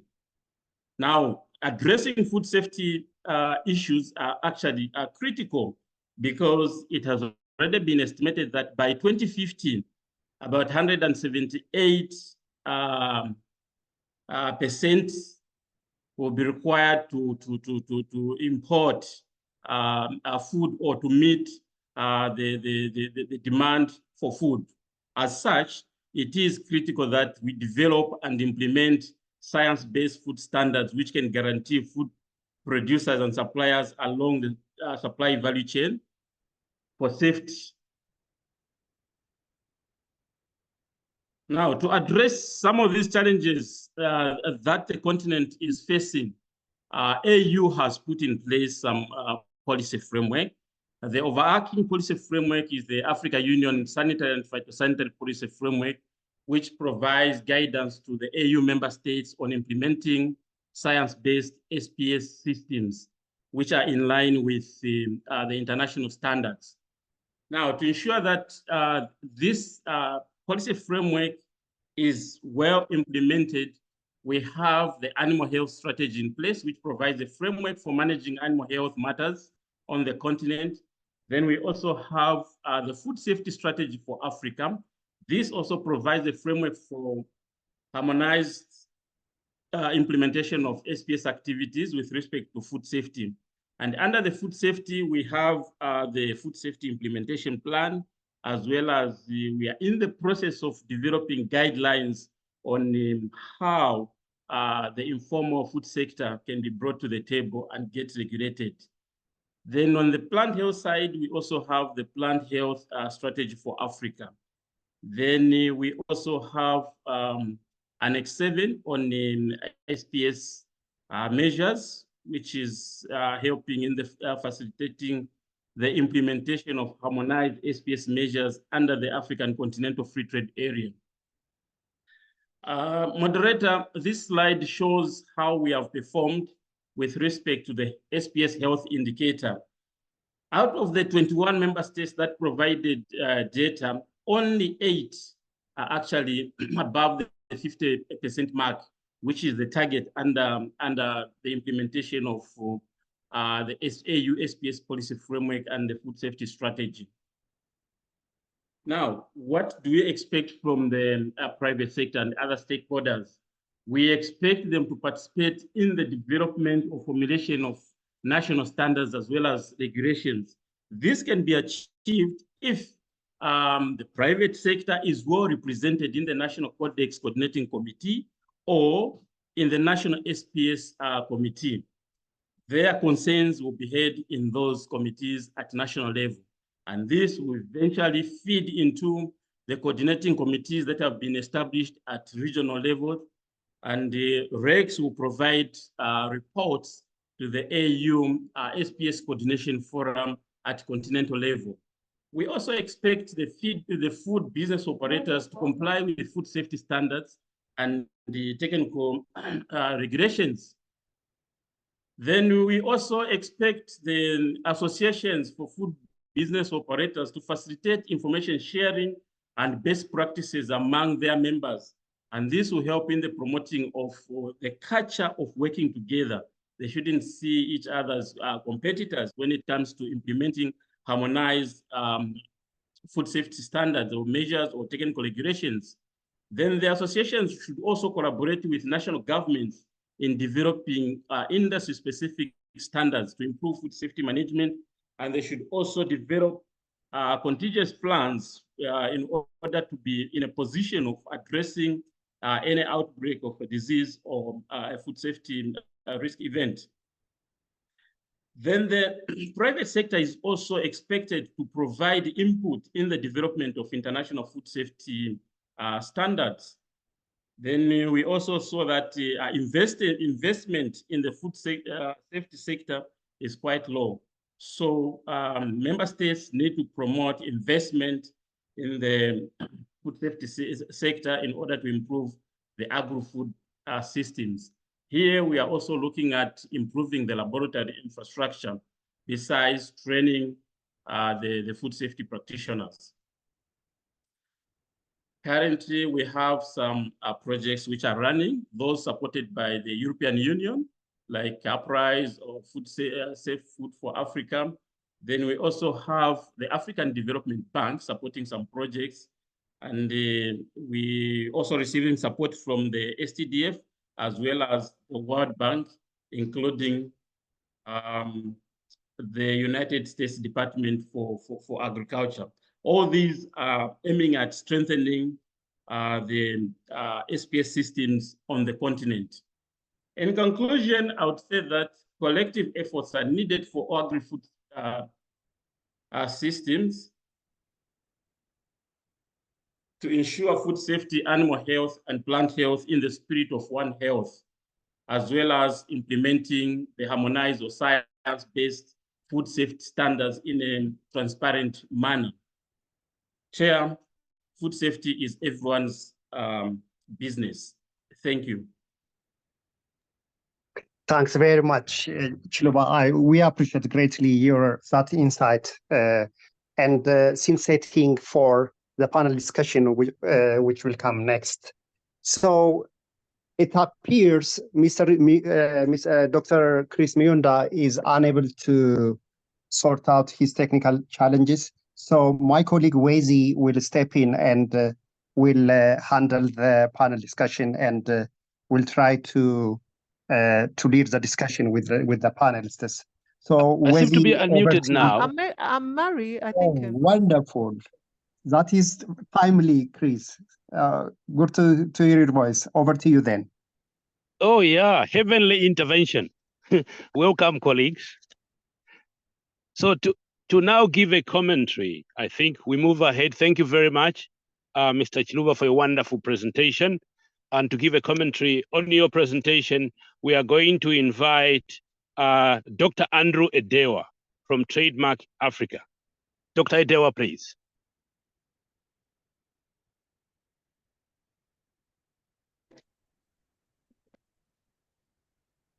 Hello, good afternoon, everyone. I'm not sure you can see me clearly. We can see you. Welcome. Okay, just showing my video just for 5 minutes so that I can continue. So my name is Andre Dewa. I'm from Trademark Africa. I am director in charge of standards and SPS measures, supporting programs across all our countries in Africa at the continental level, at the rec level, and also in individual countries. So our programs run across the whole continent, and my responsibility is on standards and SPS matters where food safety does lie. And we focus both for food safety in the formal sectors and in the informal sectors in order to facilitate trade across many of the borders where we do support our work. Thank you very much. So welcome, and basically you will have a 4 minutes, and I'll have a part away question before you go away. I give you a question which you will address. Okay, so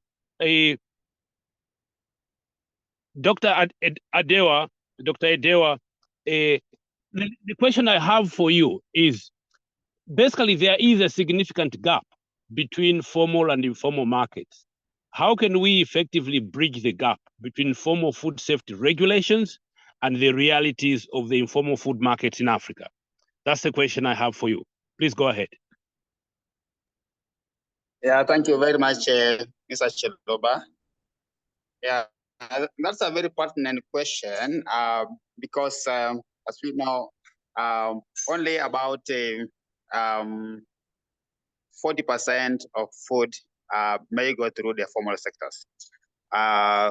In most cases, most of the food produced and traded was at least 60% informal trade, whether it is in the wet markets, whether it is in the formal processed products which go out across many borders. This is something that is very common across Africa. Yeah, one of the things I have to say is that in terms of the gap that does exist, it's a big gap, a real gap between the informal sector and the formal sector. While regulations really happen better when it comes to formal trade, when it comes to informal trade, it has been very difficult even for countries to enforce food safety. What we have advised in terms of our programs across the continent is to see how the formal sector will begin to embrace interactions with the supply side, having many of the SMEs, small enterprises, medium enterprises within their setup as part of their formal supply. This means then that in having a group of SMEs or in a cluster approach that links to the formal bigger food business operator, it's easier to govern them under an overall food safety management system that belongs to a bigger formal enterprise. This way, then, it's easier to apply food safety management systems in terms of standards, but also to formally register and control these food business operators in the informal sector. We also see increasingly that the need to do broader risk assessments on the bigger sectors. For example, instead of condemning a broader informal sector in terms of for food safety, it's good for government agencies to do wide risk assessments in the bigger informal markets, see what kind of infrastructure is necessary in those informal markets, and begin to upgrade their operations, put in place the basic prerequisites that will guarantee food safety. So that way, along the value chain, it becomes easier to address the specific hazards that may pertain to the informal sector, which produces over 60% of our food supply that goes for trade. In the public sector, it's really important that the responsibility of food control agencies begins to shift the responsibility to the food business operators by registering all of them. Doesn't matter what scale of the operation it is. If they are very small, then they can go into producer groups or food business SMEs working on common user facilities, where governance can be done.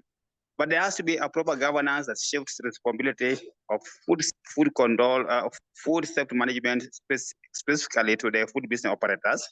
And this calls for business models that can work for both the private sector and, of course, for the public sector in terms of enforcement. So this means that they are going to register for control purposes and risk assessments done to ensure that proper risk management recommendations are implemented at different stages of the food supply chain. Over to you. Thank you very much. Thank you very much, Dr. Edewa. Very, very wonderful strategies there in terms of how to move forward with regard to capacitating informal sector players. Let me now move next to Dr. Kimutai Maritim from the Kenya Dairy Farmers Holdings. Dr. Kimutai Maritim from the Kenya Dairy Farmers Holdings will be our next commentator on the presentation. Dr. Kimutai. It's not here with us. Dr. Okay. Maritime is not with us, so we So can move Dr. to the next Kimutai, person. not here, Yeah. maybe he will join us later. We move on to the representative from the National Institute of Public Health of Cote d'Ivoire.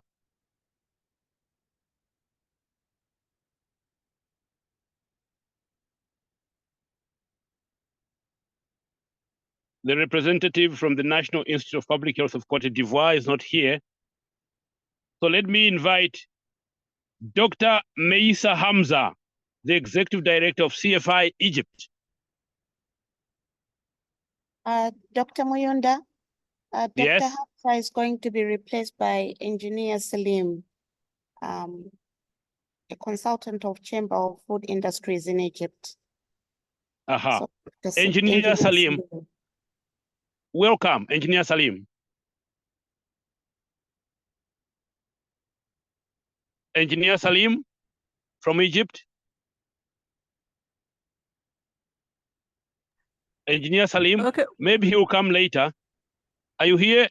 Engineer Salim is not here. What about Salami Ayola Yunus from the Akinyele Local Government Farmers? He's Thank the you very chairman in Oyo State. Welcome. Thank you very much. Yes, I knew you would make it. So welcome. Let me get your comment. You know, your comment on the presentation made by Mwape Chiluba on strengthening the role of the private sector and other stakeholders on food safety standards in Africa. Thank you very much. Once again, my name is Comrade Ayola, the AFAN chairman and the soybeans producer. When we are looking at the challenges that have been faced by the farmers, according to this year's motives, there are a lot of considerations that we have to consider. Hello, sir. Welcome, we can hear you. So let's start from the challenges that we farmers are being faced in order to have the enough food security. From the constant attack of these cattle rearers, kidnappings of the farmers that drive away the farmers from the farms, inconsistency of the government policies and the formulation and implementation, the lack of necessary agricultural equipment, mindset of some of our farmers and intending farmers individuals, inadequate agricultural inputs and chemical needed.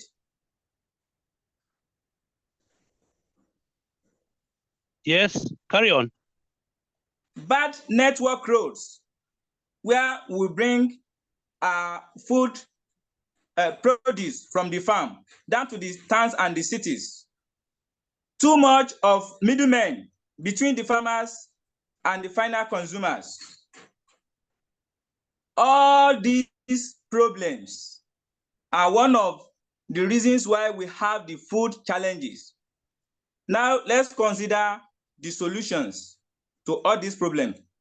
Number one, if our governments are able to, they make sure there is collaboration from our security agencies and the farmers. Take, for instance, the Oyo State government want to establish the all these Amatekun rangers that will be in collaborations with the farmers. So this one will go a long way in curbing all these kidnappings and attacking the farmers on their farms. If this one were not there, the food security will have enough food in the market. Number two, if government puts the necessary policies in place that will assist our farmers, we have the good output at the right time. Number three, provision of agricultural equipment. At least if our local governments have enough tractors. Take, for instance, in Oyo State, we have 33 local governments. And if we can have 25 tractors in each local government, so this one will go a long way in assisting our farmers to produce, to plow their farmlands at the right time. Then it will give the government to have the enough food in the market at the right time. Number four, if we put the national orientation agencies in place to sensitize our farmers, when the government make the necessary provisions for the farmers and they orientate them for the information and the materials given to them to make use of all these materials at the right time and for the necessary of what they have given it to them for, then we will have the food in the market at the right time. Now let's look at the provision of the input by the government. So when the government make the necessary input for our farmers at the right time, then the farmer will be on their farmland, putting in all these inputs and prepare to have the better output at the desired time. Now, we also have the insufficient cleared land. All our land are being used for the estate, all these estate agencies are being occupied, some of the farming land. If all this land, if the government make the provisions for the farmland, then we'll be able to, the government will be able to proud of having the enough food in the market that will provide the food for the citizens. Lastly,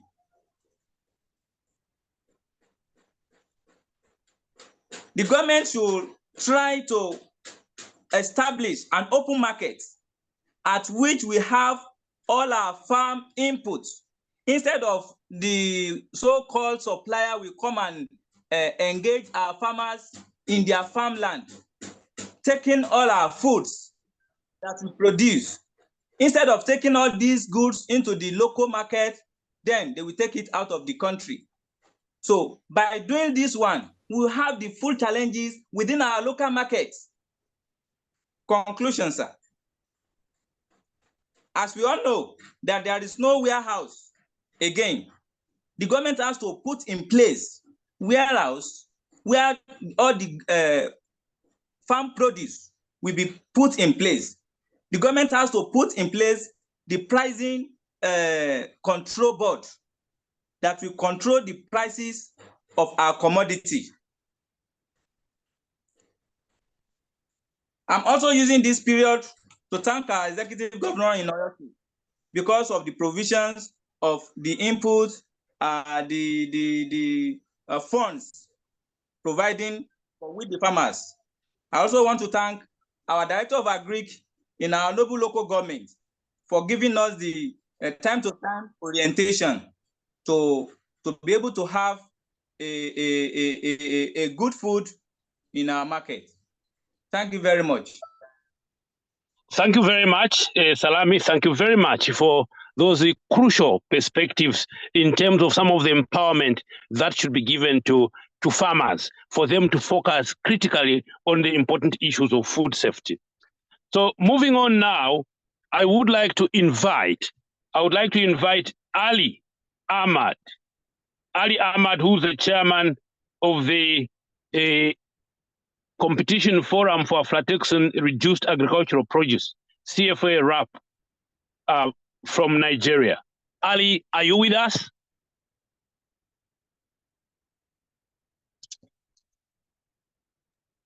Yes, sir. Good afternoon. I'm with you. My name is Ali Ahmed Ali. I'm the chairman of competition. Hello. I can hear you, Ali. Go ahead. So my name is Ali Ahmed Ali. I'm chairman Competition Forum for Aflatoxin Reduced Agricultural Produce. It's a consortium of organizations, about 51, that participated in introduction technology of using Aflatoxin, which is by to control aflatoxin from the field. And through that process, we did a backward integration. We were involved in input supplies to farmers. We do also like a credit financing through providing of some basic input to farmers on credit, helping them to ensure they adopt good agronomy practice in maize production. And after the harvest, we take samples to IITA, which verify after lab analysis. And throughout that project, we were able to be producing commodities with not more than 2 to 4 parts per billion. And we also help to link these farmers to market. So the process was, we call it implementation, or we work as project implementers from the input through the production, up to access to market, small credits, and in implementation of that project, we come to learn a lot. One, most of the processors in Nigeria at the Ghent does not have even the laboratory capacity or lab to identify whether there is contamination in the grains we are producing or not. And that is what leads to rejection, massive rejection of our produce at international market, especially groundnut, because many people were exporting groundnut without knowing the level of aflatoxin. And when it reaches international market, once it's beyond 20 parts per billion, it gets rejected. So what we found out that is with adequate training and the provision of some basic input, especially, you can increase the farmer's yield. And in addition, you can control the quality of the produce. And that is good for food safety and even food waste, because we learned the treated maize has better quality than untreated maize on the field. And we now engage in value addition. What we did in value addition include that providing basic cleaning and processing machines that we can process for export and for supply to industrial users in Nigeria. So we bought some industrial cleaning machine with 30,000, 40,000 metric capacity to help the farmers. So the challenge we find out is there, like IITA, which leads that program, the challenge we face is, one, government is not really coming in terms of partnering with international partners to ensure sustainability in whatever project they start. By the time that project comes to an end in 2019, the project stopped. Secondly, the older states, that project was implemented in about 20 states of the federation, but many of the state governments were not proactive to continue supporting the farmers who start adopting the technology. Three, up to now, even the policy, Nigerian government is yet to have a strong policy on aflatoxin contamination that will ensure the local processors adhere to buying top quality produce. And because of that, there is no much premium for the farmers. And when there is little incentive, a farmer who takes additional money to ensure he produces the premium quality, when it's not compensated with premium price, definitely will feel that let me do as others are doing. This is the second challenge. Thirdly, there is issue of awareness. The project like ACRIS always promoted the technology just went up. What is happening now, many projects will buy the Aflatoxin and the other inoculant, but when you go to the field, the farmer does not even have the knowledge of how to use it. So there is need for like international partners to come to ensure that in the whole Africa, a lot of sensitization has been created both from the both at the industrial, from the industrialists, also even the consumers. Let the consumers know the health benefit of what they are buying and they are consuming, and be ready to pay additional value for it. That will incentivize the farmers. Thirdly, there is issue also regarding infrastructure. Infrastructure in the sense that most of these industrial cleaning machines are very big and they cannot work without being linked to national grid. And you will see that there are many rural communities where you don't have even access road and you don't have even access to electricity. And even in the town, the cost of using this machine is becoming expensive because like where we are operating in the Wano market, instead of national grid to be the primary source of energy and we should be using a generator as standby, the way we are using is now is like we are solemnly on generator. And the cost of maintaining generator and the cost of buying fuel and other things is becoming expensive. Thirdly, this issue of electronic warehouse receipt system. In the whole world, agri-produce trading has advanced. We have Nigerian Commodity Exchange, we have Apex Commodity Exchange, Lagos Commodity and Future Exchange, but Nigerian government is yet to come up with a legal framework. For instance, we have Independent Receipt Warehouse Act, which has been with federal legislators for over 7 years. They are yet to, they are yet to pass it, and the presidency are not following up. So as it is now, you cannot use warehouse receipt or any evidence of depositing warehouse in a, with a registered warehouse operator to get finance. And because of this, farmers used to sell their produce below cost of production. Because even if government cannot come up with guarantee minimum price, there is need for it to come with guarantee minimum cost of production. So that whatever farmers are spending on the field, they will be able to at least retrieve it. But this kind of a farmer spending a lot of money during production, and at the harvest, all his money has been exhausted, and the off-takers will come and will be pricing him at a very giveaway price, is disincentivizing industrial farmers or large-scale farmers. And we can't continue peasantry farmers and expect to be feeding over 200 million Nigerians or over 500 million Africans. So because of this, there is need of collective and collaboration between both the government, the international partners, the consumers, and even the market associations and the off-takers. Thank you. Thank you very much. Wonderful.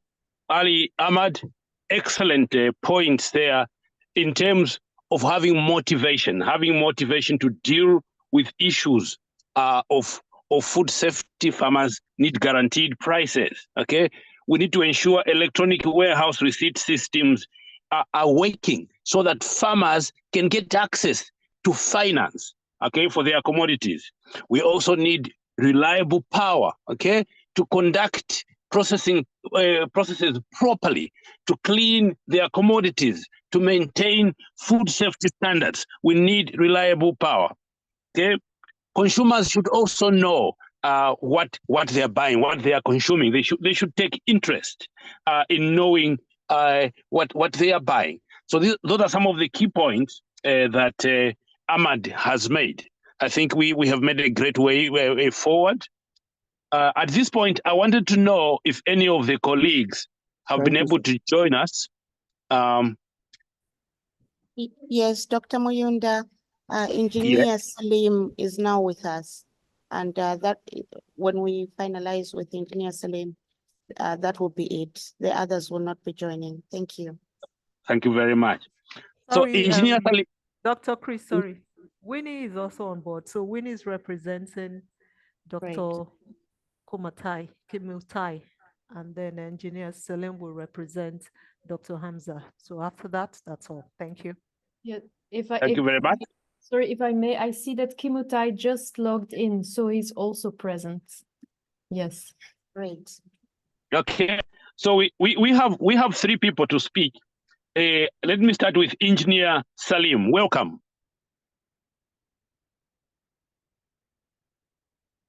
Engineer Salim. Well, welcome, Doctor. I'm very proud to be with you. This is a very important food safety day in Africa. From my perspective of the Chamber of Food Industries, which represents the industry, as you know, the industry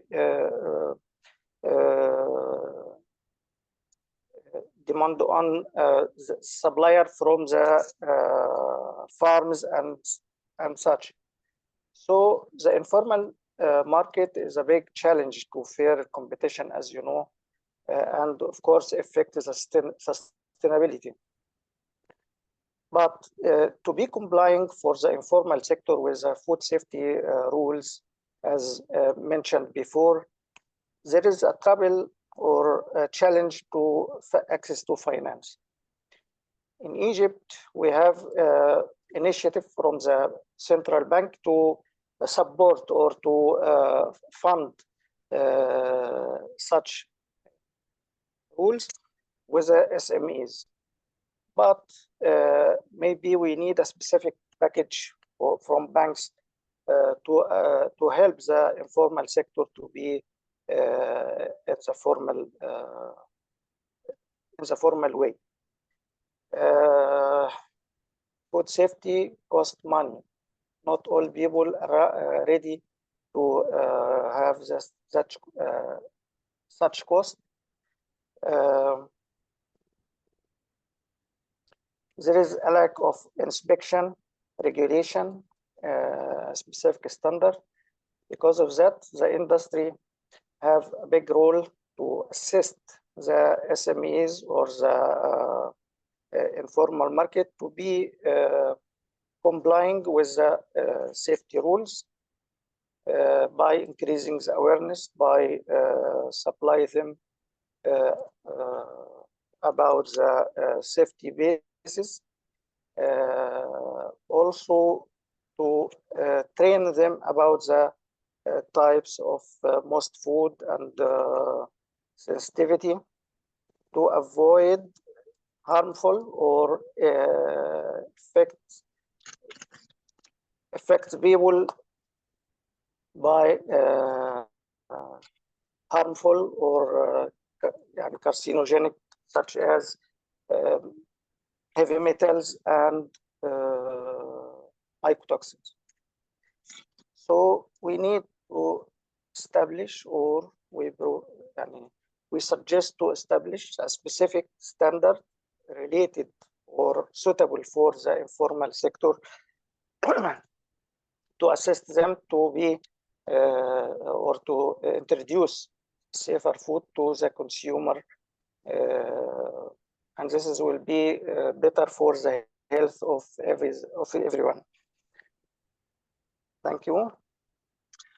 Thank you very much, Engineer Salim, for those very wonderful perspectives. I take your key point, emphasizing that food safety costs money. Not everyone can do it. We need to continuously support small and medium enterprises. Okay, so that's I think it's an important takeaway from your presentation. I would like to give, if Dr. Kimtai is here now, I would like to give him time to talk. You have 4 minutes, Dr. Kimtai, in terms of how we can strengthen food safety standards, the role of the private sector in Africa.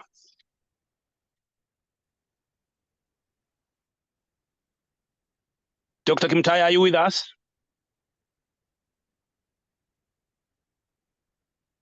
So Dr. Kimtai is still having challenges. Winnie, you are here. Yes, I'm here, Chris. I don't know if you can hear me. We can hear you loud and clear. Please go ahead. Your perspective. Right, so my name is Winnie Kemboy. I work with the Kenya Dairy Board, representing Dr. Maritim. We are going to talk more on other than the private sector. This is a regulatory framework, a regulatory bit or a perspective in the dairy industry. So since the liberalization of the dairy industry in Kenya, we saw a lot of informal milk markets coming up, and this was brought about by the large sector of the informal or the small scale dairy farmers that are contributing to the informal sector. Yeah. So with this, we are having or are seeing a lot of traditional markets of dairy business operators not formally regulated, and this contributes majorly to the most of the milk or dairy produce sold in the urban and peri-urban areas in Kenya. So with this, there are initiatives or frameworks within the Kenyan dairy industry that have been put in place just to try and bring closer the informal sectors. And looking at the policy frameworks, we have a dairy sustainability roadmap that is geared toward a 10-year initiatives. We want to look at how the informal sector is going to be harmonized or even brought together into groups so that we can be able to have regulations in that framework being realized. In this, the dairy industry government intends to increase the number of coolings or the cold chain access by the small scale farmers so that they can be able to send their products or take their milk to these cooling plants, and hence we are able to even have it easy in terms of the regulation bit or even having access to them. Additionally, we have the legislations in place which are now friendly to even the informal sectors. Back then, they used to be charged levies and even for permits. Right now, these informal sectors are being encouraged, and even we are giving them permits, which is currently free of charge. The only thing here, the only catch is for us to be able to have our inspectors or compliance officers on ground being able to access them for issues relating to capacity building, for information sharing, education, and even communication over the relevant laws to the informal sector. Additionally, we have surveillance systems that have been put in place. For instance, we have a testing laboratory that is able to not only focus on the formal businesses, but also try to look at the informal sectors and collect their samples, give them feedback in terms of how the product is. This we are trying to gear towards the food safety approach and collaboration together with other agencies. And that we have the capacity built for the informal sectors as well as the surveillance systems, which we are currently incorporating risk-based surveillance. Other than there's a speaker who said, does it mean that being in informal sector that the products are unsafe? Possibly no. So we also need to look at these products and how can we be able to formalize or help the informal sector join the formal sector. So without many words, I'm going to stop there, Chris. Thank you. Thank you very much, Sorry, Chair. I think I was unable to unmute, and Winnie has said it all. But the common denominator is that in dairy sector, we really need the stakeholders, both the big processors, the small SMEs.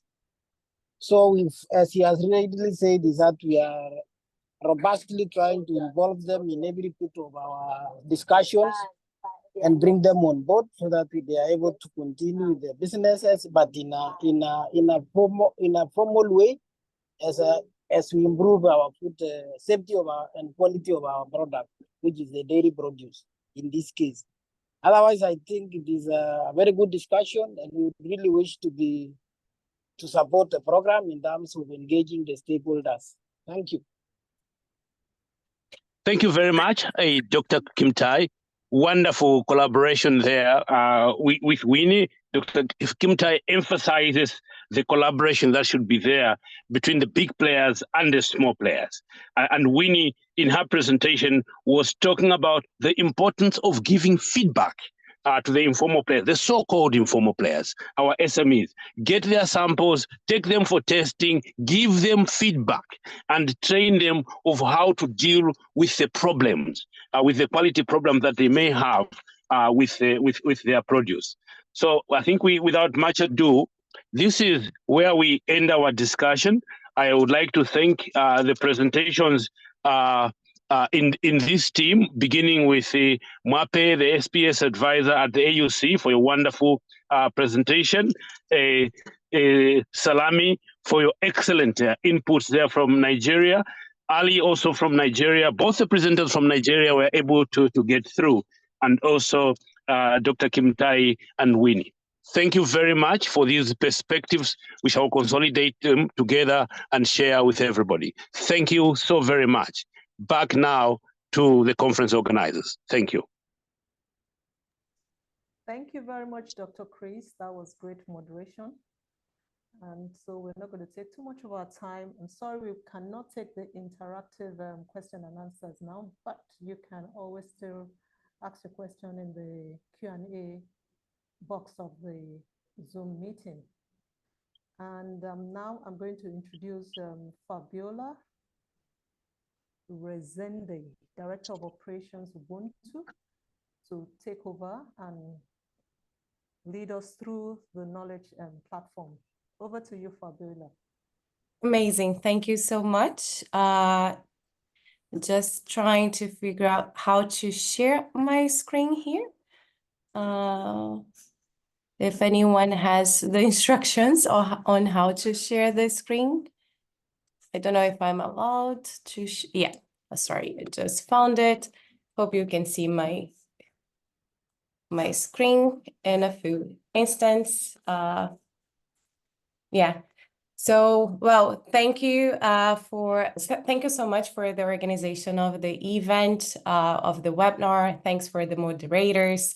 And also thanks for everyone that joined the event. Thanks for inviting Ubuntu to run this live demo of the Food Safety for Africa knowledge platform. So as Mwape introduced, so I'm Fabiola Rezende. I'm head of operations with Ubuntu. Ubuntu is a collective intelligence platform that provides potentially easier, better, and faster access to the most relevant solutions, knowledge, and best practice. And we are thrilled to be part of the Food Safety for Africa project. As Titilayo mentioned, it's a 4-year project committed to enhancing food safety systems across the African continent, especially in the informal sector. And following the occasion of the World Food Safety Day, we are happy actually to do the launch of the beta version of Food Safety for Africa knowledge platform. The main objective of the platform is to enhance awareness, dissemination of knowledge to advance the transparency required. And the interesting thing about the platform that we are really excited to share with everyone is that the platform leverages collective intelligence. And by collective intelligence, we mean the combination of human expertise with artificial intelligence-enabled curation to provide access to curated, practical, and diverse knowledge. And by that, we mean it's essentially a digital knowledge hub that comprises of AI-enabled and expert-curated knowledge base that we've been using a two-pronged approach. So we use for knowledge creation, which essentially encompasses top-down knowledge, but also bottom-up knowledge. And what I mean by that, with top-down, we essentially mine over 1 billion data points of knowledge, which includes scientific publications, scientific articles, conference proceedings, IP filings, company profiles as well. So looking to startups, emergent technologies, and we do all this content to retain and upload to the platform only the most relevant content with the support of our network of experts working in the project. And that we also follow the bottom-up approach in which we connect with all the members and organizations that are part of the Food Safety for Africa to make sure that we are also capturing on-the-ground knowledge and uncovering practical and best practice from the field. Moreover, the platform harnesses the capabilities of large language models in conjunction and then in combination with the whole curated database that provides easier access and makes the knowledge actually more accessible through chat functionality that I'm going to be showing in a few seconds. So as you can see, this is the knowledge platform that provides you an overview of the landing page of the platform. Here you have an overview and providing access to the project website. You also have an overview of the latest solutions that we've been adding to the platform, the latest knowledge, and the latest news. The platform has three main verticals. So one of them it's discover, the second one is learn, and then we also have the Ubuntu AI, which is the chat functionality. So if you click on discover, you essentially can see all the solutions that we've been adding to the platform. And in solutions, we mean technical commercial solutions, but also projects. And then once you hover your mouse on top of some of the solution cards, then you can already see a description about the solution, summary description about the solution. But then you can also see the location of the solutions by clicking on the map view option. And here you can already kind of have an overview of where all the solutions are located. And then you can click on one specific location, and that provides you an overview of the solution through by showing the card.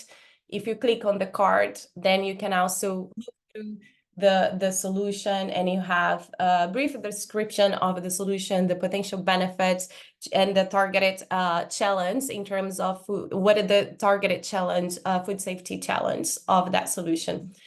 Always also try to reach out to the main contacts for those specific solutions that we've been featuring in the hub by clicking on the LinkedIn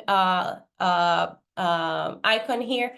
And you can also visit the website of the solutions and get more information about the different solutions that we've been featuring in the hub. The interesting thing is that any member of the hub can also recommend new solutions. So it's really a collaborative space. We want that essentially to leverage the collective intelligence to make sure that we are providing access to the most relevant solutions and knowledge, as I mentioned. So any member of the hub can click on recommend and provide the name of the solution and the website. Solution will be then featured in the hub in a matter of days. The second vertical of the hub that I want to show, it's the learn vertical. So the understand that it's really important to have also knowledge, best practice, very practical knowledge actually. And then here you can also see some of the knowledge items that featuring, again, very similar to the solutions to the discover page. You can hover your mouse and on top of this, the card, and then you get access to an overview of what that knowledge is about, what is the content, and then you can also click on learn more to get access to the full paper or report. As part of the learn vertical, we also been monitoring news. So any policy advancement or any innovation or in terms of food safety challenge, we've been also monitoring and featuring the hub so we can keep everyone informed of the latest advancements. And finally, we also have events. So any events associated with food safety, webinars, conference, then we also gonna be featuring in the hub. And then you can always also again visit the website of the events, register, and that it's a really useful tool for you to keep yourself also up to date on everything that is happening. Finally, and last but not least, actually, we have the large language model feature that I mentioned. And as I mentioned, it's a chat tool that you can ask questions, right? So then one potential question could be, I'm gonna copy here to easier so I don't spend time typing. So one question that we thought about is, can ash be used as alternative to pesticides for cowpea farming and distribution? If so, how exactly? And what the tool does, what the large language model does, essentially sift through all the content that we have in the database, and then it provides an answer based on the information, on the knowledge and solution that we have in the Food Safety for Africa database. So here we can have an overview of the answer, and the objective is indeed that to be used for, for people to getting better access and faster access to knowledge. So yeah, so you can read through the questions here. It would be great to have everyone actually testing the functionality and getting answers, and even also providing some comments, suggestions. So yeah, so here's an overview of the answer to that question. Yes, ash can be used as an alternative to pesticides for cowpea farming and distribution. Ash, particularly wood ash, has been traditionally used in various agricultural practice due to insecticidal properties. And I wanted also to show that any member of the platform can also invite members. So if you click on your menu bar, then you can also click on invite a member, and then you can essentially put in the first name, last name, and email, and that person will receive. If you're not yet part of the knowledge platform, but you'd like to be part of the knowledge platform, feel free to reach out to me, drop me a message, and then I'll be happy to invite you to the knowledge platform. We're really excited with this launch, and we want definitely to get everyone to collaborate to that space. As part of the project, we have several of the organizations collaborating to the knowledge, so recommending knowledge, recommending solutions, and we definitely want all the members of the platform to keep collaborating with us on expanding the knowledge database on food safety challenge. And yeah, with that, I end the demo. And if there is any questions, I'm also happy to address any questions if we have the time.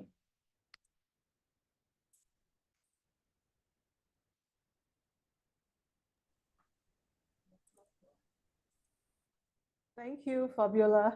Thank you very much. Now, Amari, Dr. Amari, are you here? Yes, I am. Okay, so, and Fabiola, could you please put your details in the question and answer box so people can get in touch with you? Absolutely, yes. So over to you, Amari. Okay, thank you very much. So I'll be presenting, apologies, without turning on my video. I'll be presenting the key takeaways and call for action from this webinar. The document will be cleaned up, and we'll share it with all participants, and we'll make it public. It has three parts. One is introduction, then it has a preamble, and finally the call for action. Because we don't have much time, I will not go through the introduction and the preamble, and I will directly go into the call for action. But one thing I should mention in the introduction is this call for action document pronounces actually the following outcomes, which will be referred to the 6th World Food Safety Day, Bridging Gaps on Informal Sector for Improved Food Safety Systems in Africa webinar. So we'll put it like that, and we'll share the document with you. So moving without going through the preamble, which actually captures a lot of interesting points from the speeches and presentations, as well as the panel discussion, but I'll go to the call for action. So the first is ensure collective efforts for all agri-food systems stakeholders to ensure food safety, animal and plant health in other words, One Health, as implementation of harmonized science-based food safety standards is critical for consumer protection and confidence. The other one is support dialogue among key stakeholders, including informal sector representatives, regulatory authorities, and industry associations in order to foster collaborative approaches. 3, utilize the Food Safety for Africa project's knowledge platform in order to enhance capacity building and dissemination of information on food safety for improved information sharing. Number 4, increase awareness of consumers on food safety in order to increase the demand for safe food, which will make it imperative to embrace food safety culture by the informal and formal food business. Develop policies or review existing ones to address food safety inclusive of the informal sector. Promote innovative solutions in the informal sector to assess food safety risks and encourage a food safety culture. By the way, in the preamble, you'll see actually an emphasis on risk assessment and evidence, to make conclusions and actually policy and practice interventions.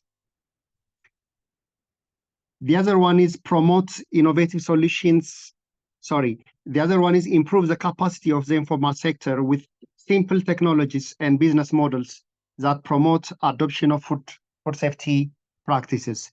Utilize the 3-legged stool approach to food safety in addressing the informal sector, which creates enabling environments, training vendors, and ensuring that incentives are in place for the vendors to change their food safety, food handling practices, behaviors, and encourage a culture of food safety. And finally, ensure that the food safety in the informal sector is adequately reflected in the post-Malabo agenda and accelerate the implementation of the food safety strategy for Africa, which adequately addresses the informal sector of Africa. And finally, before I hand over to you, I would like to express my sincere appreciation to the excellent moderators, Dr. Fadel and Dr. Chris, as well as the great presentations and panel discussions. And thank you so very much for your time and contributions. Over to you.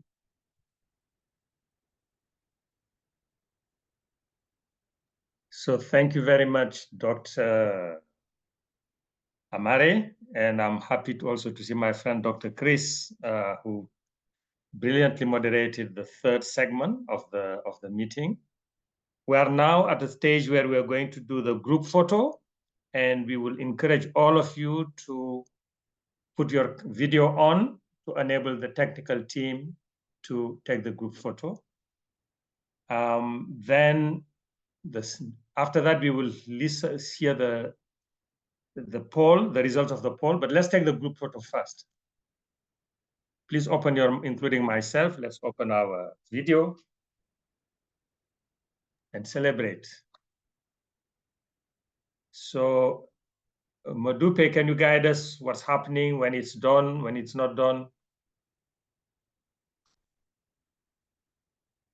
Whoever's taking the photo.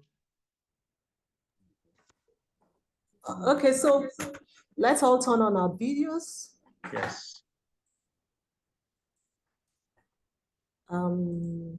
James, James, please help with taking the group photo. James, Ire, let's have us take Taiwo, take sessions.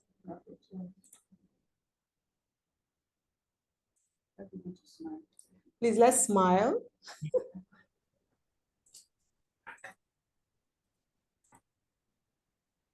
Okay.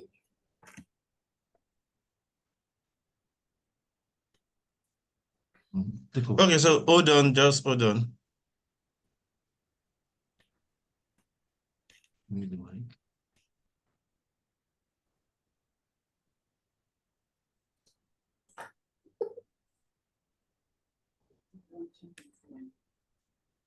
Okay.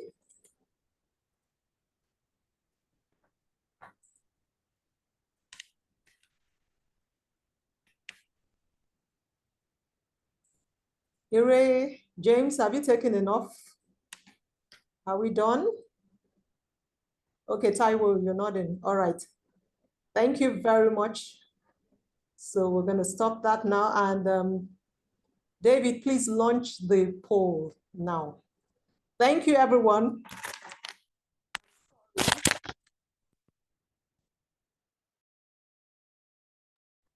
We're going to take the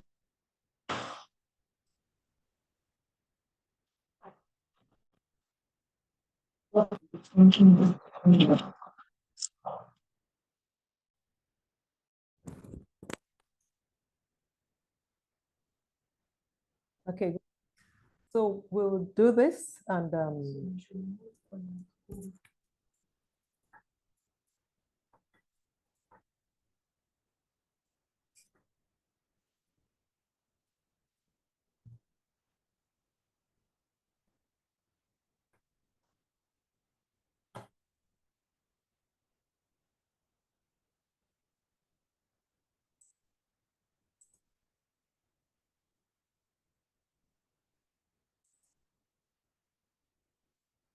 so thank you. Can we all please participate in this second poll?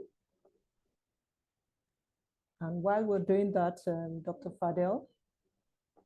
Mwape, sorry, I think there is a problem. I cannot feel anything in the poll. It's like, yes. Yeah, it's not active. It doesn't allow us to answer. So maybe while we are sorting it out, I think the technical team can work on it. Okay, we'll do that.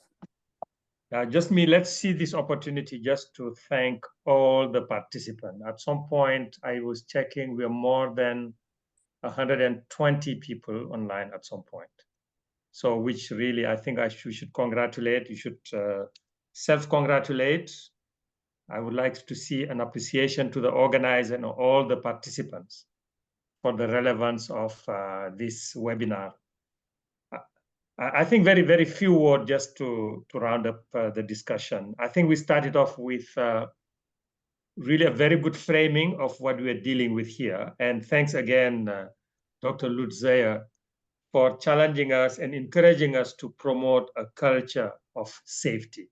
And I like the fact that you use the notion of a culture, which means it's something that we want, something we socialize, we build, and we are very happy to hear from the African Union Commission about all the commitment that have been made, the framework that have been built to put issue of food safety, especially in the informal sector, center stage, which our leaders challenge us to walk the talk to make sure that the projects are implemented and that we can put in practice all the innovation and technologies available so that the different stakeholders can work together and come up with a much safer food system. We are very happy to listen to the two projects, the UPRISE, but also the Food Safety for Africa, which interestingly have very many similarities. I couldn't find many surprises between Dr. Titilayo and Prof. Sarah, which is a good sign that on this issue, it is probably one of the silver lining of the COVID-19 crisis. When our health or our survival are at stake, we are able to cooperate and win together. And I think the food safety issue is an opportunity for all the partners to work together in order to bring out the technical, the institutional, and policy innovation we are talking about. It was also very interesting to listen to Dr. Changwa and also to our colleague Delia, who, again, I mean, for me, that's probably the ultimate satisfaction is to help us shift the conversation, because we've been focusing on what the sector is not, but bring it back to what it is and deal with concrete market, with people, with behavior, with values, and embracing specific intervention that they can collaborate on and drive concrete progress. And thank you for sharing your experience and some of the initial results, which are quite encouraging. And I think all the current projects should interact with you so that we can build on the very good results that are happening. also reassuring Dr. Lucia to know that at the EU level, there is a whole institutional construct that took many years to build, but that probably provides very tight, coordinated answer to the issue of food safety. And it's good that we can also learn from it and customize what is relevant for the African continent. The third section provided really testimony from actors. I think it's a very rich discussion from all value chain operators, which is indicative of what we want to do in this session, to hear the voice of all the players, to understand what issues are from their point of view, and how, as a collective, we can work toward this common objective. The declaration that Dr. Amiao shared with us is quite interesting. We haven't heard all of it, but I think you rightfully captured the most important element of the action plan that reflect the discussion. It was refreshing to see the knowledge platform that Fabiola shared with us as a concrete platform and mechanism for continuing to cooperate and share best practices across discipline and across region. Now, with this few words, I would like to thank the organizer once again. Thank Dr. Titilayo, IITA, Dr. Amare, and the sponsor of this meeting for an excellent opportunity to work with all of you. So back to you, Dr. Titilayo, and I'm now losing. Not to exactly. worry. All right. Okay, and now we can see the results of the poll actually. Thank you so much. Can we just continue to fill the poll with the employers, or please fill the poll so we can get important information from you. And with that, I'm not going to round up immediately. So while we're filling the poll, I want to say thank you to everyone, like Fadel has done. Thank you all for being part of this meeting. Thank you, AU and EU partners. Thank you for your support always. Thank you, Hans, for being here with us throughout. We appreciate you. And for all our partners, all our audience, thank you for being here throughout. We are grateful. For the informal sector actors, thank you. Fadel has done that. I'm just going to lend my voice to what he's done already.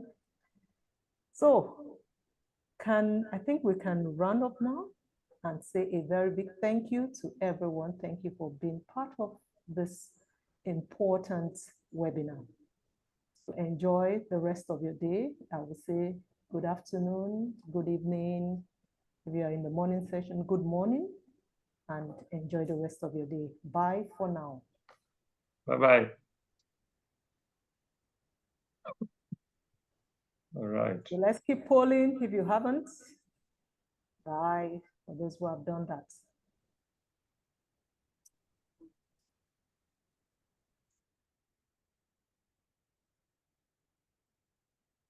Bye-bye. Yeah, thank you. We encourage you not to go if you have not answered the poll, but if you have, bye. Yeah, thank you very much.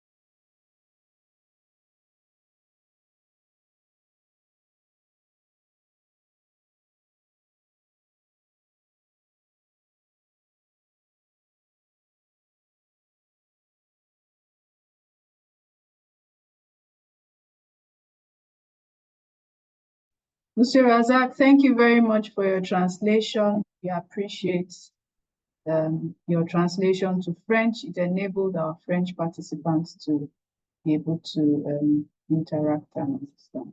Thank you very much. Bye.